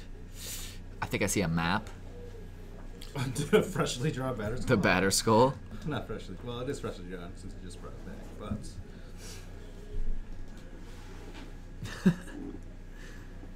Now people are talking about Mindslaver. And I'd cut my Mindslaver from my Tron deck. Really? Yeah. I like Cryptic Mindslaver. command. I've On the assumed batter it's skull? counter draw. Another Dispel. Dispel. Counter war. Sorry, Dispel. Sorry, Mono Bluetron. Oh. You've just been out of counter Out spells. countered. That happens. Looks like tempo plan is working for Ryan here. 2-turn clock with man at 9. Yeah, I mean, Matt can recur to this batter skull every turn. Well, no, not a 2-turn clock anymore. Snapcaster is gone. Well, did he actually counter bounce Snappy to it? I suspect that he did to further fight the batter skull. It's going to come back again. Grab the lifelink off of that. Yeah. Not take the 2 damage from Snapcaster. All right, so Let's see, he could flash in Snapcaster and have it able to attack next turn. But he loses value off of it because he doesn't have enough mana to target anything in his graveyard. so do we have an update on Matt's life? We believe he is at 9. Uh, So he's at 14. I think he took another hit for 5? Or, sorry, did those counter... And then I think... okay, So so 9 looks about right. Ryan just took a point off the. so skull Ryan's and at Tarmo 14. here. Yeah, so we have 14 here. You're good. Yeah, you're good. Yeah, you're good. You can talk too. You can be a regular human here. It's What okay. y'all doing in here? It's okay. We're streaming it. We're showing the whole wide world Magic the Gathering. All the boys and girls Lucky them. chained to chairs, forced to watch. It's a beautiful thing. That's awesome. Alright, we're at the end of turn. Recurring of batter skull here. Just thinking. And this is like the second match where Spellskite didn't get it done. Perhaps not seeing Batterskull being able to get it done. So that puts Dawson Matt on. is 6. Oh, Orpheus has a good point. Mindslaver reads you control target player, so you can have them make you a sandwich or wash your car. And Scoop sees. I've done that. Have you? And Snapcaster on Bolt ends it. Wow. Well, there you go. He gets it done. And for round 4, what do we want to see? Again, we've got lots of junk.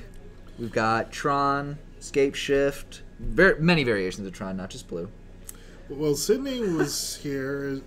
As you know, he's oftentimes Orpheus, commentator. that was a fantastic retelling of your joke. I removed all emotion, all comedic timing and punctuation, and I just let the words shine on their own, dude. I framed that joke in the best possible light. So if you think it was killed, it was dead already, and I hate to show you. I hate to tell you. So let's bring Alright, us back to the booth. Look at this nice sideboard here. Extra dispels, destructive reverie, blood moon. Something we haven't seen yet. No blood moons actually. Black-white Just more tokens. counterspells. One blood moon. And There's Merfolk. There's one blood moon actually in this sideboard.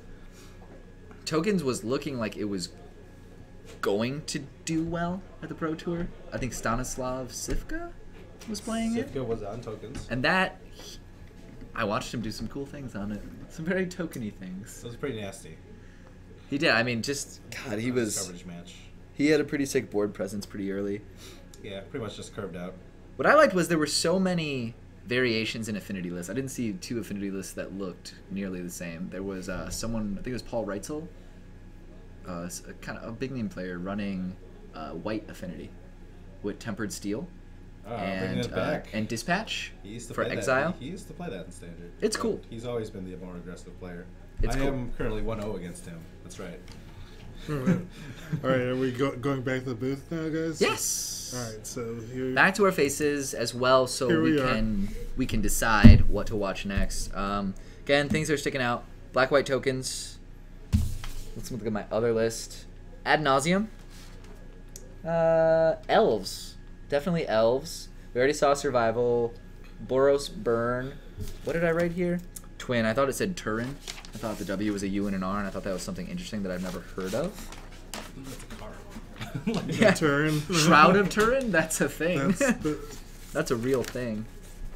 What else do we have? Lots of affinity. We already saw Paul. Got some more death and taxes.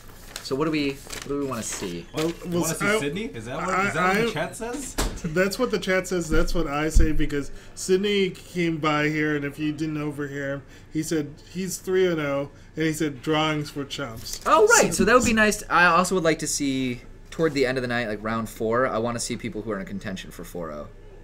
I think that's fun to watch people who are hot, who have been doing well tonight, who are feeling it, who are going to play competitive, intellectual Magic. And it's all, I'm assuming that Sydney's on Twin, which... He's on Burn. He's on Burn? Is interesting. That is interesting. I would like to see Sydney because he's in contention and he's on Burn. And we've got people who want to see Sydney. And Sydney's always fun to watch, and I would guess that his deck is very shiny, as his decks tend to be. Well, Mark said it, and he's drunk. Put So Sydney on! I'm not going to say no. We had to imagine he stressed them. Just vomited at the end there.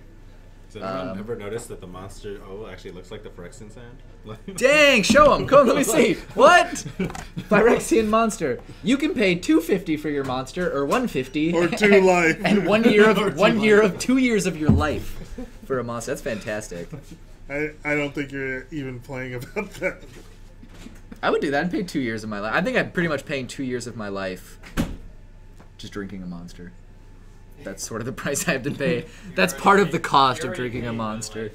Yeah, I'm gonna be dead pretty quickly. Yeah, we're gonna put Sydney on. It's gonna be. I have a feeling he's gonna be going against Junk, something like that. Junk or Affinity. That's a fine matchup. If he doesn't have any Finks in the Junk list, it's gonna be a very, very rough match for him. Yes. A lot of fetches, a lot of shock lands, not a lot of life gain. Not a whole lot of ways to stop the Splinter Twin combo. Actually, there's a lot of ways. Oh, what? Yeah. People Oh, are- right. He's not. I was gonna, like, they There have are Path, no they have ways to Abrupt stop the Decay, combo that does there's not lots of ways to exist. stop that, Well, Abrupt actually. Decay. What else? Path. Thoughtseize. Get rid of it Thoughtseize, before it Path. happens.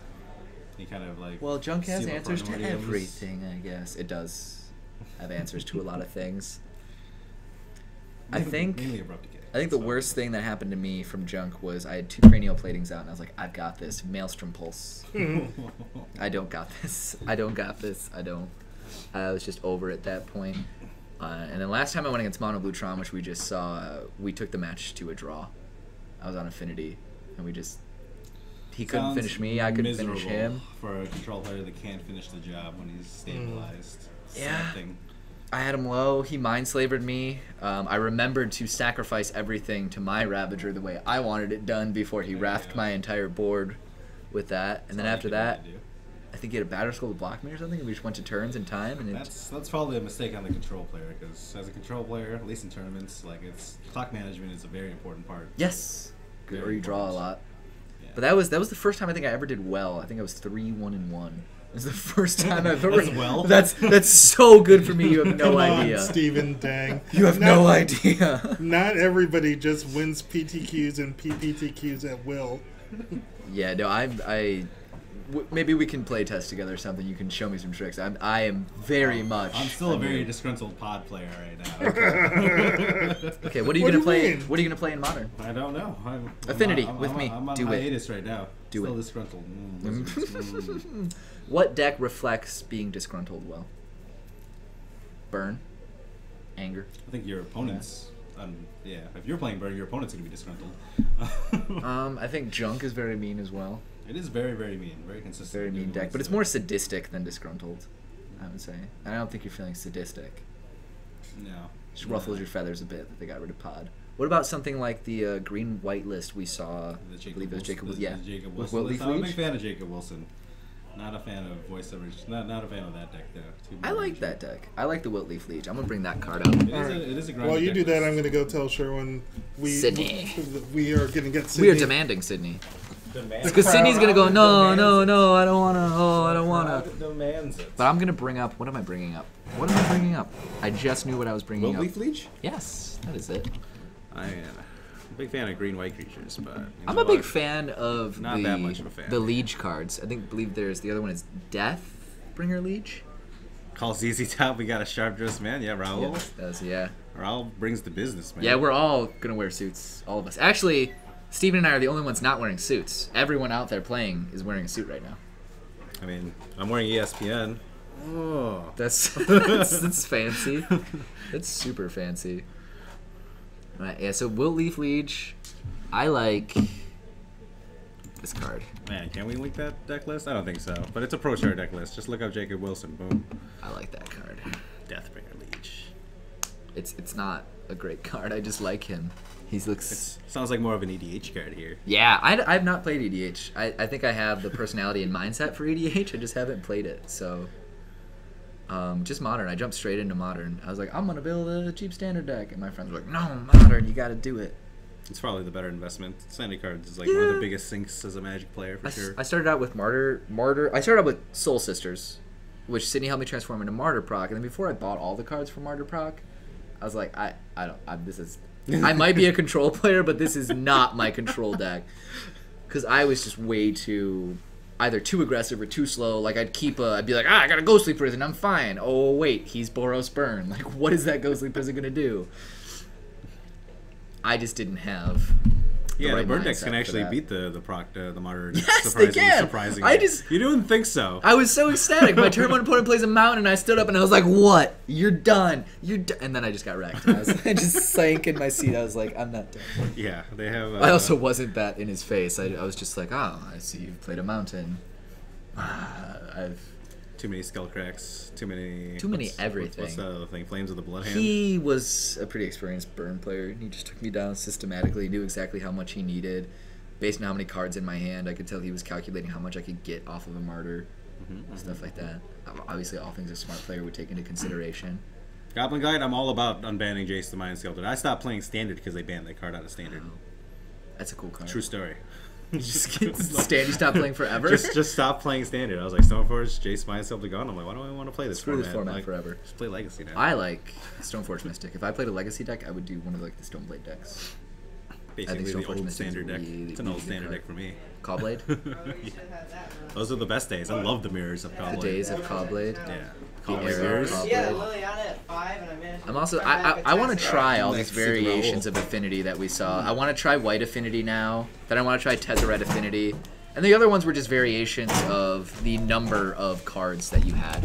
Like, oh, I've got one Master or Etch Champion. Oh, I have 3. And those are about the only other variations.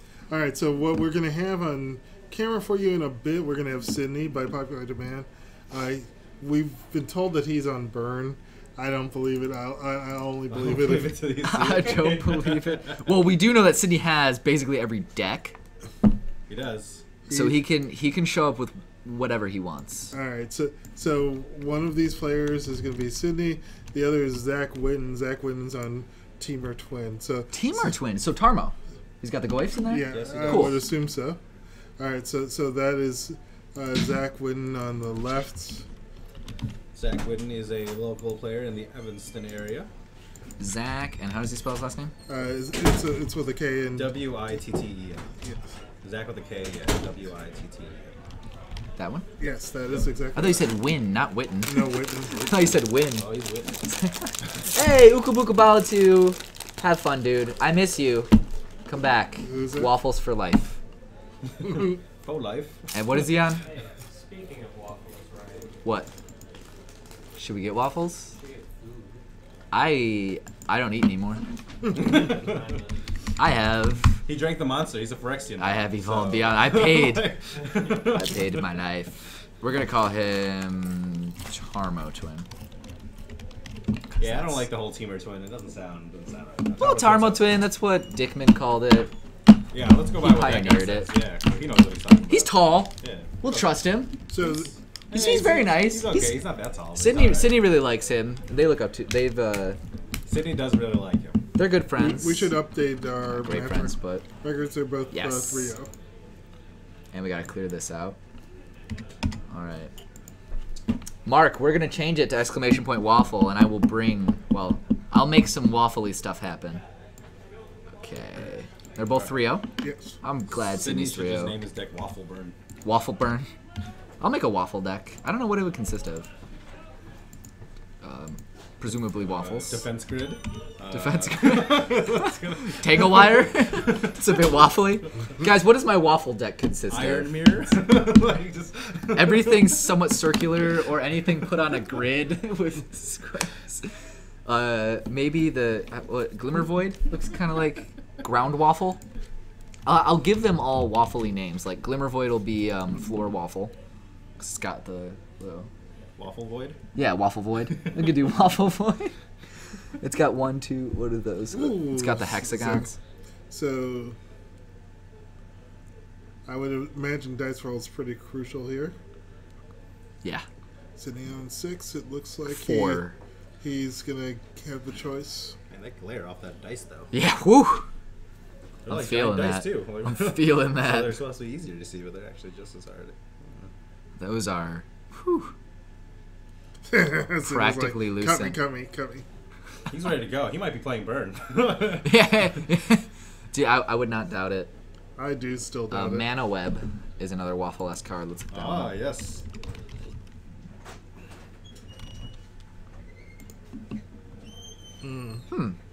Okay. I can see it. So we see 2 Deceiver Exarchs, I think 2 Cryptic Commands, but not a lot of land. You see it's 2 Steam Vents. I don't know what the third card is. Or the Sounds like the a seventh. loose keep to me, but seems fine. He takes it. But Sydney you have 2 deceivers. fetches. Spells, that's fine. Is that a Bloodstain Mire? It is a That super is a old bloodstone one. mine. A gajillion years old one. Yeah. Looks like It's Burn a- to me. All right. Yeah. It's like the red white bird. The old red white All bird. right, so I see it. I believe it. I came, I saw, I believed. All right. Calling this deck 17. That's what happens almost every time. Or is this Reminiscent of a Japanese player. All right. who, created the Suspend red Riftboat. Oh, Swiss Bear. Ooh. That's not a Goblin Guide. But No, that's- Swiss Bear is actually still just fine. If he has a Goblin Guide in hand and suspects that Zach might have a vault, he might hold it back. Play Swiss Bear first. It's funny because Oh my god, I can't pronounce that. Gibbism. Sid is a notorious foil junkie, and I just like Sid. I'm wanting to foil out Burn. Can you help? And of course now we see that he has all the cards I want in his deck, and they look to be foiled to me. I'm at 100%. Presumably, I doubt they wouldn't be. He wouldn't have let us put him on camera if they weren't. Guys, I'm too embarrassed to be on camera. I have like a regular Non-foiled Swiss deck. Bear We're gonna have somewhere in this deck. Gonna have so- to have a talk with Sydney. Sydney, the other players are feeling kind of. What does he have there? That's a lava spike. That's a So lava spike. so that's gonna prowess up Swiss Bear and Oh, there's the Goblin Guide he was there's holding back. GG Goblin Guide. That is the Goblin Guide he held back. So 3, 5, 7. 3, 4, 5, It's 6, one 7. Off, 1 off the Swiss Spear, 3 off the Spike. Well, it's 2 off the Swiss Spear because he pumped it. Bobbing the 1 from the first turn. Well, First yeah, turn. first right, turn. Swiss Bear got in there. So 7 that turn, so he's at 12. Cool. Zach hasn't even played his 3rd land yet. He's already almost lost half his life total already. well, With a very, very commanding board presence. That Electrolyze is not going to help. That is a good idea. That is a good idea, Johnny Turbo. We'll use the Tarmo die for Swiss Bear. I'll let Sydney know when we can get back out there. And Steven, do you want to go tell to Sydney? use the... Tarmogoyf Tarmogoyf die for the Swiss Bear. Is it really better there? I think the regular dice showing prowess is fine too. Yeah, whichever he wants. Tell him to show it. We're gonna be pissed. Smack him upside the head. Okay. Okay. Gibbism. I'm gonna try to read that now. Asmaran Omar Cad Ist Nikul Dakar. Okay. Is the okay. All right. I pronounced that almost. I'm still blanking on the context of that absurdly large word. And yes, Sydney is at 15 from. Where did you get 15 from? Yeah, he fetched. Oh, he fetched twice. Presumably for both mountains. Thank you for catching that. And let's see. Try to get a look at what he has in his hand. Oh, both of them going sideways. Representing 3 damage right now. Right, so Zach is presumably dead. He's got a lot in his hand. Drop. Lightning bolt, so it's 3, 4, 5, 6, 7. And Sydney having lightning bolt, Boros See if he can pump out another burn spell in his hand. Yeah. So that's another 4. Yeah. That's dead. Yeah. 3, 7, 4, 8. Oh. Dismember life on that dismember and scoop it? Sure. I'm going to go out the way I want to go. Oh, okay. I didn't notice that yet. Yeah, I'll pay 4 life. What? Yes, Prenosaur, you are a scholar, as Mark says, and I would like to add that you are a gentleman as well for keeping us updated on those life totals when we happen to miss them. I appreciate every time you guys make a call like that. Sir. Good sir. All right. Yeah, it's much different being in the commentating mode than I've been at SCG Opens and so forth, and been a table spotter, and it's when you're trying to think of what's going on, and it's easy to lose track, I think, of the yes, various lifestyle changes. Sure. So we definitely owe all you folks on the chat a huge debt of gratitude. It looks like Mark is self-aggrandizing in his drunkenness. He says, God, that Tarmo die. Only an artistic genius could have made that. Well, he said A. He used the wrong. Wasn't Mark supposed to be like half dead? Like he had some medical appointment that mouth surgery? Maybe that's why he's drunk. Maybe that. How does Sydney have so many decks? Because he's a badass. Is basically he sells lots of cocaine. He is also the ringleader of a cartel. Yeah, you didn't know he was a leader of a triad group of the south side of Chicago. So he's pretty much saying to Zach, when nice Tarmo twin deck, it'd be a shame if something happened to it. But anyway, so Sydney on Burn. What do you side in against twin here? I would imagine like some number of combusts are a solid choice. An uncounterable effect to stop the combo. Johnny Turbo, we've had different iterations of trying to get like different ways to get card information, life totals. The guy who we saw in the first round, Alex Spriggs, also known as Zexy, he used to give us hand information, and then he just got back into playing a lot more. So we're trying to find some ways to give you guys the most up-to-date information. Hand information will probably Mark, do next. we need some walkie-talkies, man, so we can connect to Alex out there who's on the field. Connect to everyone. You know, we need some walkie-talkies. We just need walkie-talkies in general. Yeah. So Prenosaur is saying he might be citing in Path, not Combust, some Destructive Revelry. Destructive Revelry from Zach's side, or because he's red-white burn, right? Sydney's red-white burn, I'm presuming. Yeah. Like Paths are always a nice option to have. I think I like Combust a little bit more, but Path a little bit more versatile, for sure. Well, red-white burn,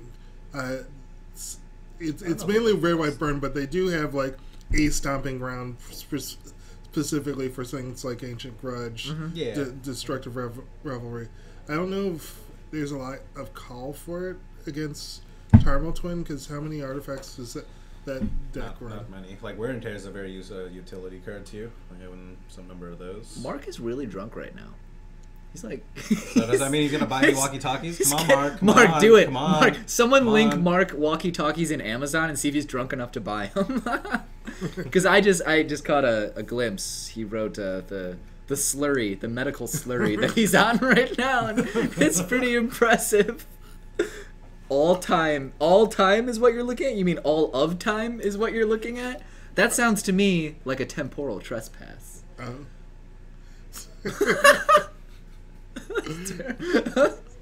right, The blank stares you guys gave me after that. Those I'm just reading this chat that says somehow we're the best modern commentators of all time rating wise. I think it's because I am the happy-go-lucky noob that knows nothing, and you're the experienced old sage who has judging experience, and you're very soft about correcting my idiot mistakes.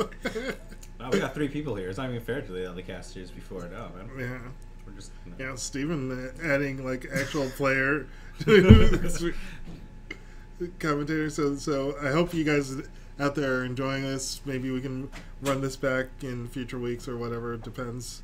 It's easy today because I got tomorrow off, y'all. Yeah. Lincoln's birthday. Real holiday here, folks. All hail Real Lincoln. holiday. All hail Lincoln. I'm off tomorrow too. It's gonna be great. What are you doing, Steven? Got a nice 3-day weekend. I got to actually test for your PTQ. judge. Oh, I thought you were going to say Here. test for Standard? your judge my level status. 1. Yeah, Yeah, I still I've been got trying to rope Steve and basically anybody who's possibly competent and interested into becoming a judge. So if you're interested, you can flag me down at any number of ways on Facebook or at any of the various tournaments that I am at. Actually, I think last week that was me and Malu and Cindy. I know these guys look alike, Sydney and, Yeah, and Ryan. It's the Asian descent. Oh, I was gonna say, man. I was like, oh. The brothers from another mother, but Yes. but no, it was me and Sid. And I think we'll probably be rotating. I'm probably gonna play next week or something. So we'll check. So let's see if he's Go by Zach. shocking in. There's that stomping ground they were talking about. That one of stomping ground possibly. Very shiny. The good shine too. This is not the Gate Crash version we're talking about here. This is the old Guild Pack version here. Yeah, I think Sid doesn't want me to get the foils I would need for this deck because he wants to have no competition. Yeah, he wants to have the shiniest deck. We have someone cheering for Burn. Quiet Sam wants to make it known. Well, we should update the match record because Zach Witten would love for it to be 0-0, but it's in fact 1-0 in favor of Burn.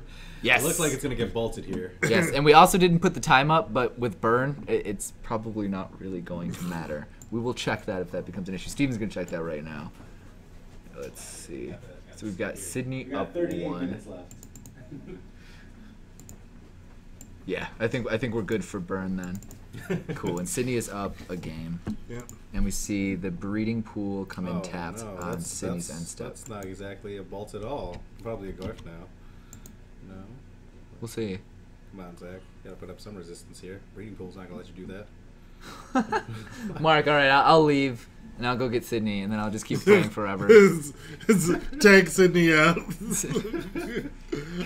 Sydney likes playing too much. That's Sydney's an interesting- slippery. that's I'm an always like, you gonna interesting commentate with side me? And then he effect. just Good one, too, goes. It's a good one, but I would imagine that one of the infinite burn spells in the deck, probably along with Goblin Guide, would finish that off. Yeah, there's actually a lot of burn spells that He's probably also can't stop, like Boros Charm or Lava Spike. And if Sydney did, for some reason, side in Destructive Revelries, then that would do it as well. I mean, he's got the Naya colors down. Gonna get blown up. Let's see. It's Let's see presumably what's gonna get coming blown at the up. spell scope. He did side in Destructive Revelry. There we go. I'll bring that card up. So that's a 2 damage, I believe, to... That is 2 damage. This is the upgraded Hull Breach folks for you old school players. There we go. 2 damage. Alright, so... it's simply worse than that. It's about the same level as Hull Breach. Hull Breach hitting an artifact and or enchantments, but this does 2 damage. And Goblin Guide also did another 2, right? So, so we're... Down to 15. Yeah. 13-14 Zach says is in Predator, trouble. and I'm gonna trust him because Predator's been right every time, He's been paying attention to the fetches. and it's probably gonna go down to 11 off of this. Oh yeah, because he shocked for the Sacred Foundry. Shock fetch shock. Life ain't no 13. thing when you got Well, all he's- this bling. Shouldn't say he's not quite down to 11 yet. There's the triggers. Stubborn Denial. That's a nice force spike. There we go. Little saucy card there to protect his Tarmogoyfs. Good night, Mark. Don't drive home, please. Can we see what's in Zach's hand, actually? Can we make out what he has in his hand? Well, here's V-Click. Presuming this V-Click is going to do some blocking duties here. V-Click might be doing some dying duties here. So he's still at 13 now. Looks like Sid's got fancy lightning bolts. I thought I saw a shard volley. Oh, he's just gonna. Eidolon of the Great Rebel. I do have a shard volley, destructive reverie, lightning bolt, and what's that card right there? Is that a rift bolt? That Between the revelry. seems like it's a rift bolt between shard volley and. Looks like a promo rift bolt, but I'm not sure. I think you're right about that, Steven. Eidolon. What do you I take love care how of? complicated What do that you take makes care of here, Zach Whitten? Eidolon, or do you take one of the redundant sort of burn spells? I don't know. It also depends on what he has in his hand. We see Well, he does Exarch. have Twin. Exarch Twin. Oh, you just have the combo. The bolt doesn't threaten your Nope. Exarch. Threatens his click there. And I think Sydney's okay with the trading. Completely fine. That's fine. Yeah, that's right. It goes on the bottom. Right. Did he draw a card? He did draw a card. He just didn't put the card on the bottom of his library. But he quickly corrected it before I had to run out there. Okay. Ooh, that's a very interesting line. Yeah, I'm not sure if I love think that line. I don't like that sequencing. I like the line. Predator, are you ready to do some math? Like Sydney's going to be taking possibly an unnecessary 2 damage. But Yeah. He took just one wait. from the fetch, yeah? Yes, he does take one from the fetch. So it's 13 all.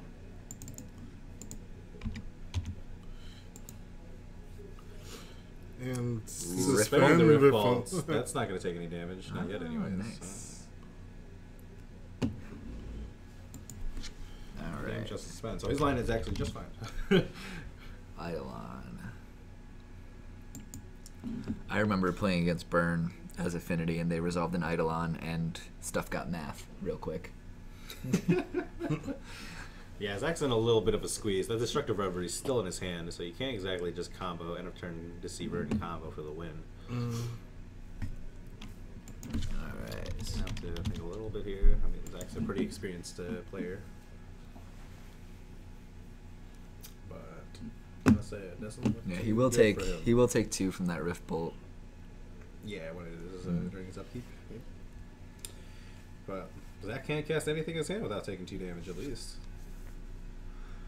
And a judge question for you, Raul. Rhystic Circle. Does opponent need to pay 1 mana for each different source they plan on damaging you with? Can you pull a Rhystic Circle up? Yeah. I believe yes, you do. Each source needs to be paid. That means like each creature.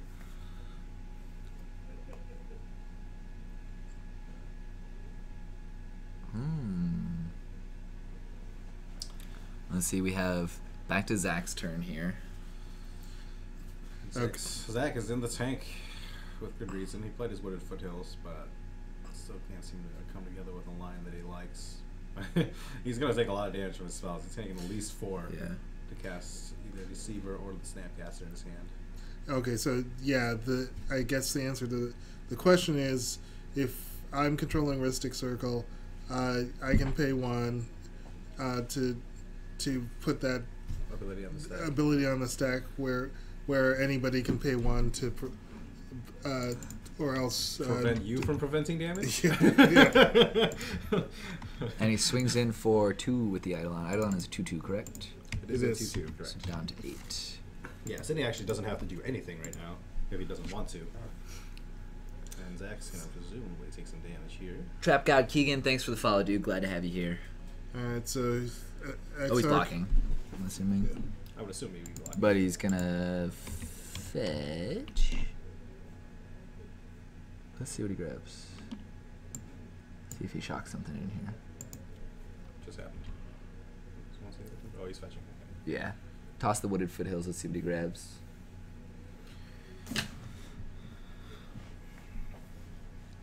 Oh, what are you gonna get? Yeah, Zach can't combo, so it's gonna be really, really low life if he does manage to squeeze this one out. He has to walk by that destructive reverie, and that stubborn denial is not gonna do anything. So then he has more than enough mana to pay for that stubborn denial. Yeah, and he's not gonna get the It's not. he's not gonna. He's not gonna trigger his. It's not gonna be ferocious. Macho Mana, thanks for the follow, dude. Glad to have you here. Zach should be going down to 7 from Eidolon. For playing. Oh. And there you go. There you go. There you go. That's it. That's game. And we have ample time left, so let's try to get something else. Of course, Zach shows the combo. It doesn't matter. Didn't stand a chance. Destructive Reverie. So there we go. Sydney goes 4-0. Second Destructive Reverie in his hand. Jeez. I guess drawing is in fact for chumps. Is what we've learned here. When your name is Sydney Lynn and you control a triad and also a lot of foil, expensive modern cards. Yes. And Sydney won that one. 2-0. So- We were on round. So We're on Sydney round 4 boarded right in. now. How many cards here? You got 2 Destructive Reveries, I assume. And At least one incarnation of the deck plays 4 destructive revelries, but that might be it. There's a lot of cards. but actually. maybe again, I don't think of Tarmo Twin as a card where artifacts are heavily featured. So We also never saw a Tarmogoyf. Did you see that stubborn? And I denial? don't Yep, see. I I did. Useless. don't. Okay, I see the one. Useless. I see one there. Like, why? Why? I don't know. That's a Second well, Tarmogoyf, 3. a little too Trying to figure out how many he has. So he does have a full play set of I don't Tarmogoyfs in understand there. why. It should be. You should just. Why in I twin? you want it to be a hard counter that's not the same. Prenisor, if It only works Arthur with is. Judge question. in between- Can we see Arthur? Yeah, if he's out there and he's in between, we'll see. This is the last round, so I'll check I it think out. seeing Arthur play means a game loss. But I'm pretty sure. You get I'm like not a few sure. weeks of suspension. it, We'll go see. oh right, Squeeze it in and take Ryan. So you can you do that. You did. Burn took that match down nasty style 2-0. We didn't see much from. Forget Mirarian. Who is this? Already asking these questions. So we're gonna try and see if we can find another match. How long does the game last? Evil twin, bad twin. I'm thinking twin. Unfortunately for twin haters that might be out there, it's just not going to die. It's going to multiply because that's what twins do. We're going to see if we can get another match online here. So now, Steven, talk to me about some of your plans for competitive tournaments going out. You're going to I am going to be going to a real PTQ going on in Green Bay this Saturday, Valentine's Day. Where do you play? So it is, I believe, at Gnomes Games in Green Bay, Wisconsin. What deck? It is standard, and I am playing Abzan. I like Thoughtseize a little bit too much. Haven't settled on an exact list yet, but it does have Siege Rhinos in it. are you going to be on aggro, mid range? What? I haven't actually decided that yet. I'm actually testing aggro with 4 Warden of the First Trees in it. So I have 12 1 and 2 drops, or early drops altogether. That's awesome. Yeah, we'll see how it goes. And then you I'm get- not entirely sure on it, but for $5 a piece, I'll pick up some Wardens. And then you're going to do Memphis? I am going to be working Memphis, so if you guys are in GP Memphis, come visit the card market booth to see me. Oh, you're going to be working that. I am going to be working that one, not Okay. playing that. I'm going to be working as a judge at GP Memphis. Yeah, so come see us. So yeah, doing main day 1 and then doing some side event action day 2. So Arthur's done.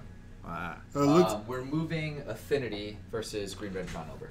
All right, So that's going to be Harrison Fang. Oh, Harrison's gonna get his pushed in. That's not a good matchup for him. What's his face? I don't know who's on Red Green Tron. I'll have to look. I don't know if we got a match slip for this one. I don't think we did. Nah, just for round 3. So that's going to be Is this? Affinity. Oh, there we go. There you go. So I'll give you the info. That's Harrison Fang on the right. Do we have their? Is this their game 3? Game 2? This is game 3. This is their game 3. I believe this is their game 3. Yeah. Well, if Sydney, if Harrison's not on the play in this game, he's gonna be a little over rough. Tron historically has a Red Green Tron specifically. Red Green, has yeah. a historically favored matchup against Affinity here, with mainly Pyroclasms, Oblivion Stone, mainly Oblivion Stone. Oblivion Stone hurts. Oblivion Stone I do hurts, not for like sure. going up against that card. That It is. definitely does make Affinity players. He's sad. against Brian Atkins. And I believe they are both 2-1. Adkins. Atkins So like just a the T. diet? Yeah. All right. His deck is all meat. And he is on, as we said, Red Green Tron. Did you answer this question, Raul? I have 3 Paradox Haze and 2 Chronozoa. What is the temperature outside? I did not answer that question. I So- believe the temperature outside today is like 21 degrees. Gristlebrand outside, is on a so- train headed east at 42 miles per hour. I think that's a perfect question to quote Arrested Development and just be like, I do not understand your question and I will not respond to And it. I will not respond to it. And they're both at, let's get them back up to 20. Yes. Do you know what their match? They're 2-1 each, so I'll update that. 20 and 20. I believe they're 1-1. Yeah, Affinity's going to be looking for like a quick way to disrupt and get tempo and play around those sweepers. It's just when a deck has spot removal and board wipes, It's pretty rough when all their board removal is either red or colorless. can't go tall, can't go wide. No, you can go Thoughtseize, but I don't know if Harrison actually plays Thoughtseize or not. Well, I have 2 in my sideboard. GR Tron also might have things like Creeping Corrosion Oh, or, man. Oh, yes. or Shatterstorm. Some very Any dirty number of answers. things, yes, any number of that things, just yeah. might be like, sorry, thanks for playing. You It's- have it's- no board now. I do really like Well, playing we're on Affinity mulligan. because it feels like you are so powerful, but there's just so much hatred specifically directed toward you. Right. All right, so And so it's a we weird, haven't- it's a weird balance We that's haven't created. accepted our robot overlords yet. No. Green Red Tron is actually mulling. Green Red Tron is the last barrier of defense keeping us from becoming It's a good forcefully barrier. coupled with It's a good machines. barrier.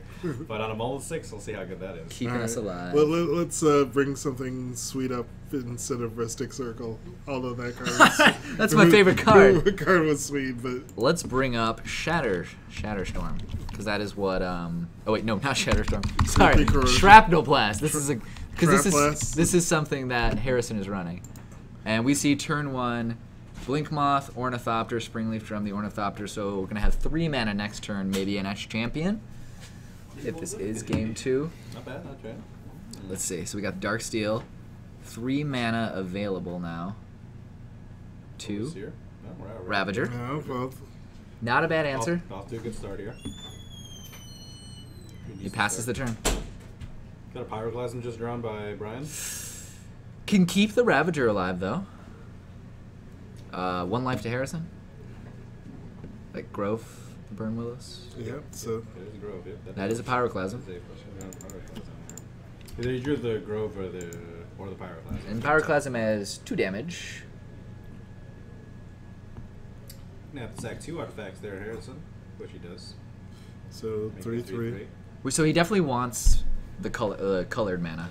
Somehow he wants that Springleaf Drum. He cares less about a colorless mana, so that tells me his hand is perhaps color intensive. I saw an island, but this is very heavy. This is red affinity. Okay. Shrapnel Blast, Galvanic Blast. So I'm assuming he wants to keep that because he's like, I've got color, but island isn't what I want to be colored right that one now. island is pretty All normal. right, so if he it paid was- 2. Yeah, for, yeah, but he also has a mountain in there. He Harrison paid 2 for Ooh. Vault Scourge. Vault Scourge, so he should be At 19. And Yep. Brian delays his Tron And, assembly by a turn. Brian should be. He took 3 from. Took 3 from the attack here. Right. From Ravager. 4 from the attack actually from Bolt Scourge and Ravager.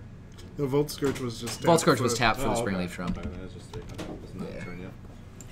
I'll be taking a lot more this turn. Yeah. Defenses are down here. I mean, you got Chromatic Star, but there's no instant speed removal outside of a Green Tron here. Maybe. some Nature's Does he have Claim, anything but in hand that's going to deal looks with... like with an this? Ancient Stirring and not a Nature's Claim, so it doesn't Yeah. look like it. I think in the Battle of the Ancients, he probably would want Grudge rather than Stirring right at this particular second, but... So we see the blue mana coming Harrison down. is gonna go for max damages here. 1, 2, I would 3. Activate Blink Moth. Could activate Ink Moth by itself just to get an extra artifact. You have 1, 2, 3, 4, 5, 6. Well, no, he needs mana to equip the cranial plating, so he obviously wouldn't do that. Keep one up. What are you doing? What are you thinking about, Harrison? Harrison? Take a second to sequence your Alliance Spirit. Just Reveal put... the edits. I think you just No put that edits. cranial plating on I, Vault Scourge and swing for the fences. Yep.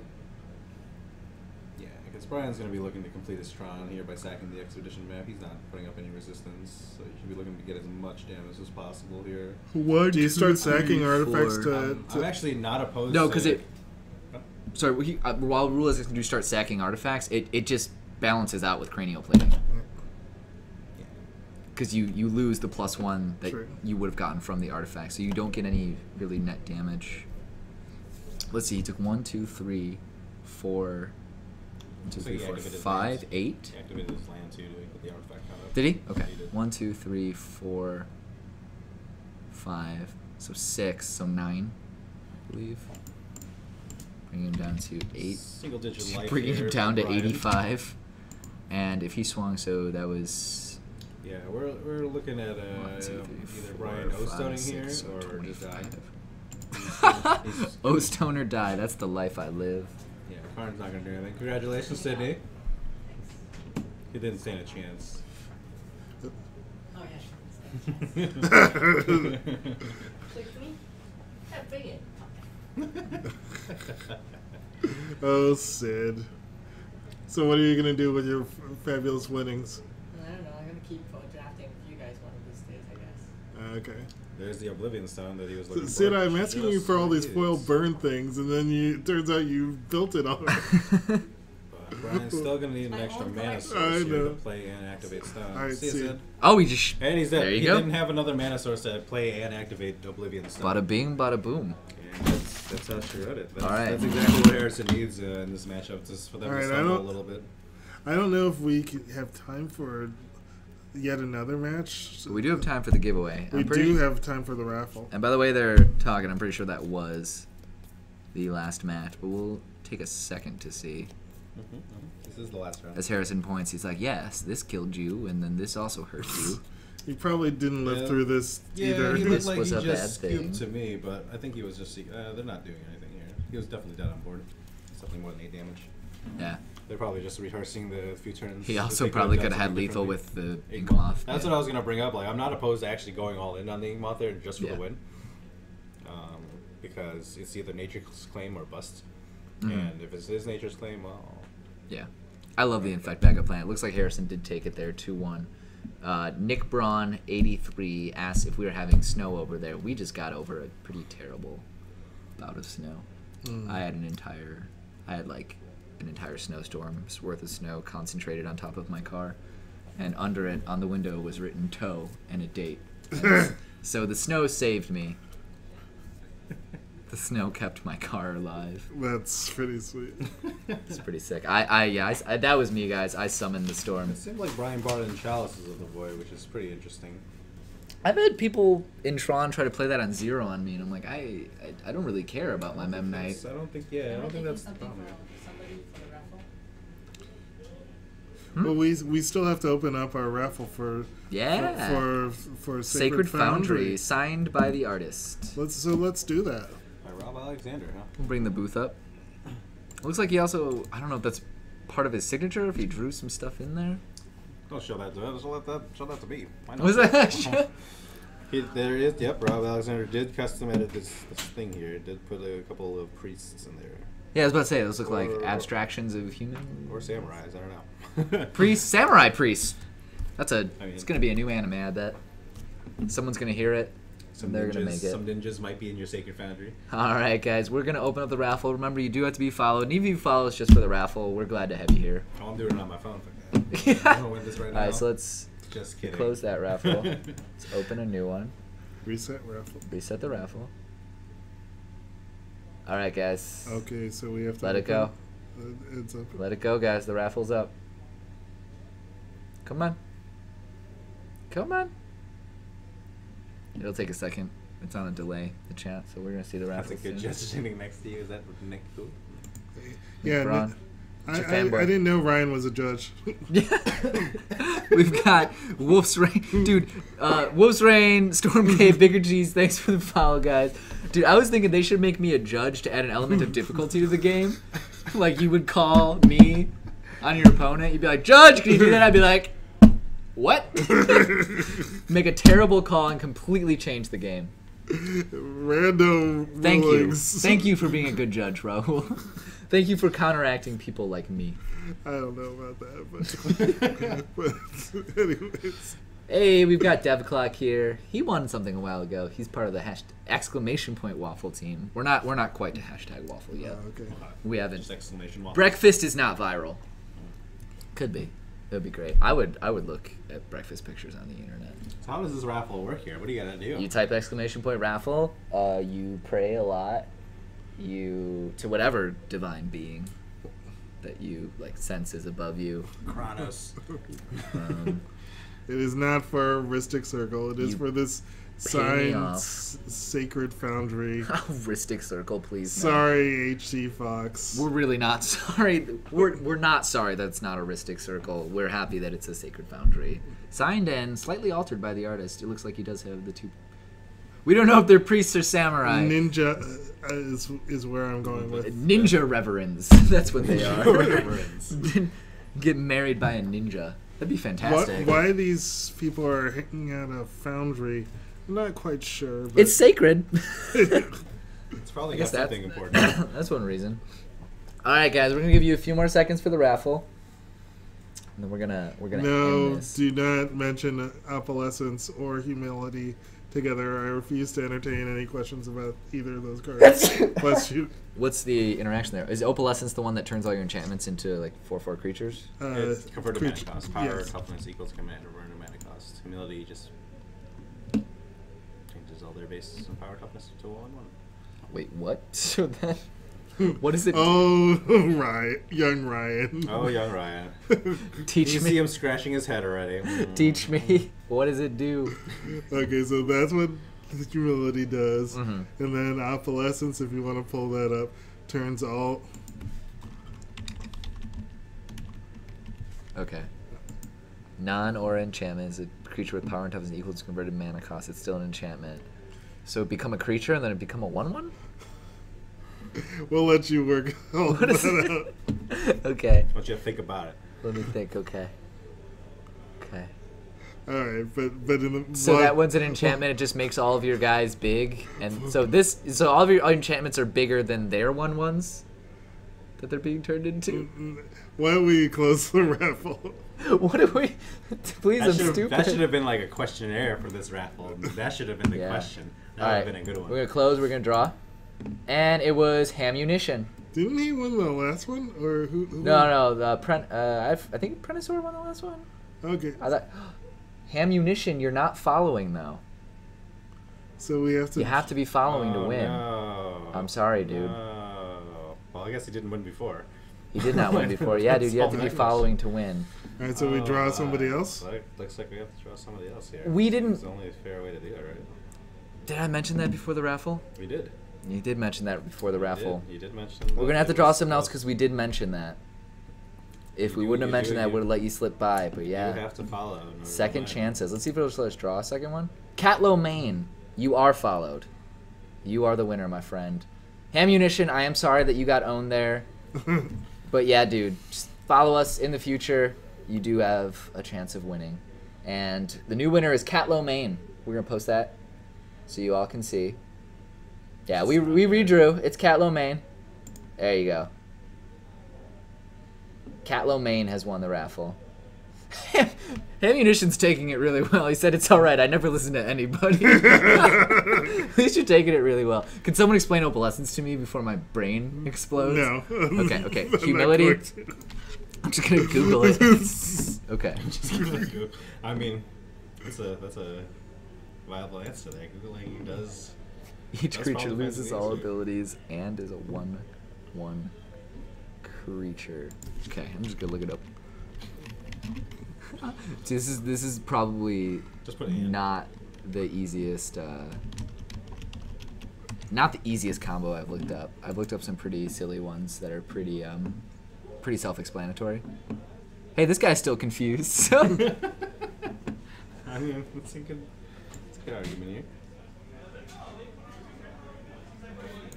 Do you guys have the previous rounds?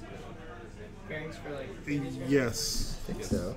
I've You got sure all we're of them. requesting it? Just the second. Round 2? Yeah. There you go, Arthur. Thank you.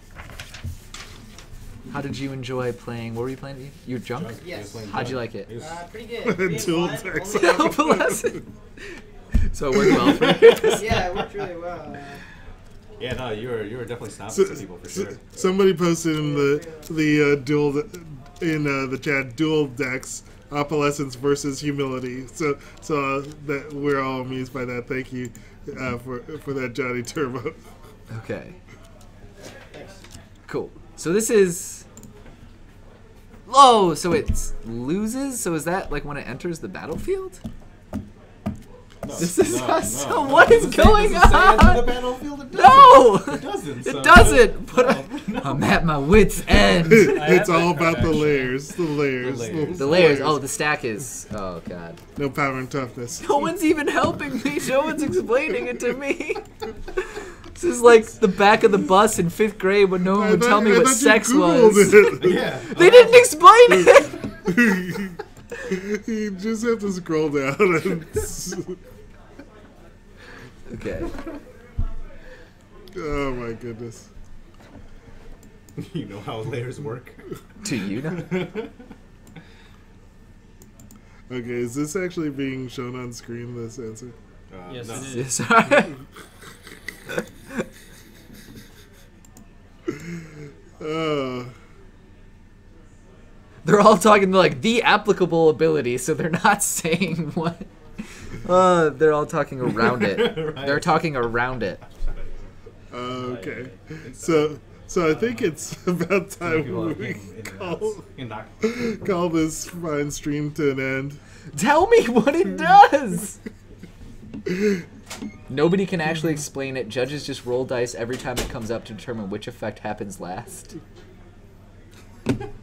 Is this true? No, It that's is not, not true. true. Oh my goodness.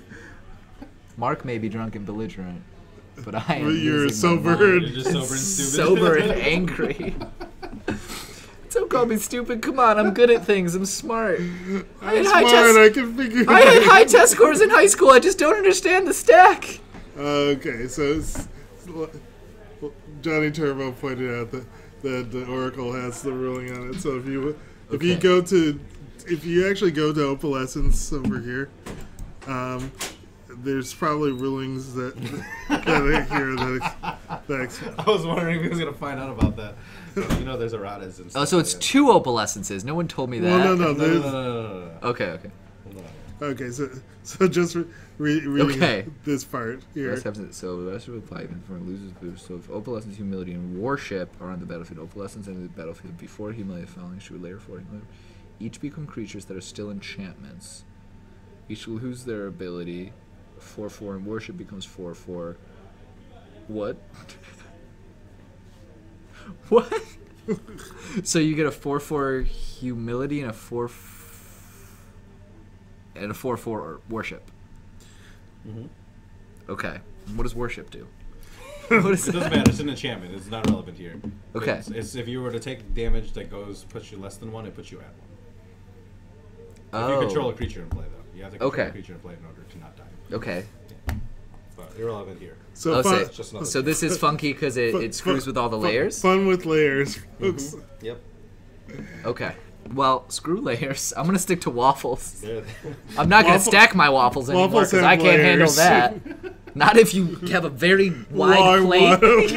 Just put them in a circle because I kind of want. It's Just, still, ha- it's still just have a layer. waffle tray. I don't want the stack in my Drop. life. There will be no more stacks in my life. Everything that is vertical will become splayed out horizontally. So can we call you a leveler? Yes. I am the leveler. All right, so Give us Ryan, we layers. probably should wrap things up for this week on the stream. Not until everyone feels my shame and my rage and agrees how stupid I am. I don't know about the I'll agree last with one. you. All right, it is the end of the night, boys. It was good to see all of you. Look at there's me being angry in the past. All right, guys. Good night, everyone. All right, guys. Thanks so much for watching and listening. You can watch me play next week, probably. And get I'll try to down. make it again. Depends on how much leeway my Logistics. lovely wife gives me. We'll see. Steven, thanks for thank you for joining dropping us. some knowledge. It's good to have two people to counterbalance me. No. Counterbalance Thanks is for a letting me card know. that works well with Sensei's Divining Top in Legacy because I know that one. I know counterbalance. Works pretty well with Opalescence also. All right, we're done. Good night, everyone.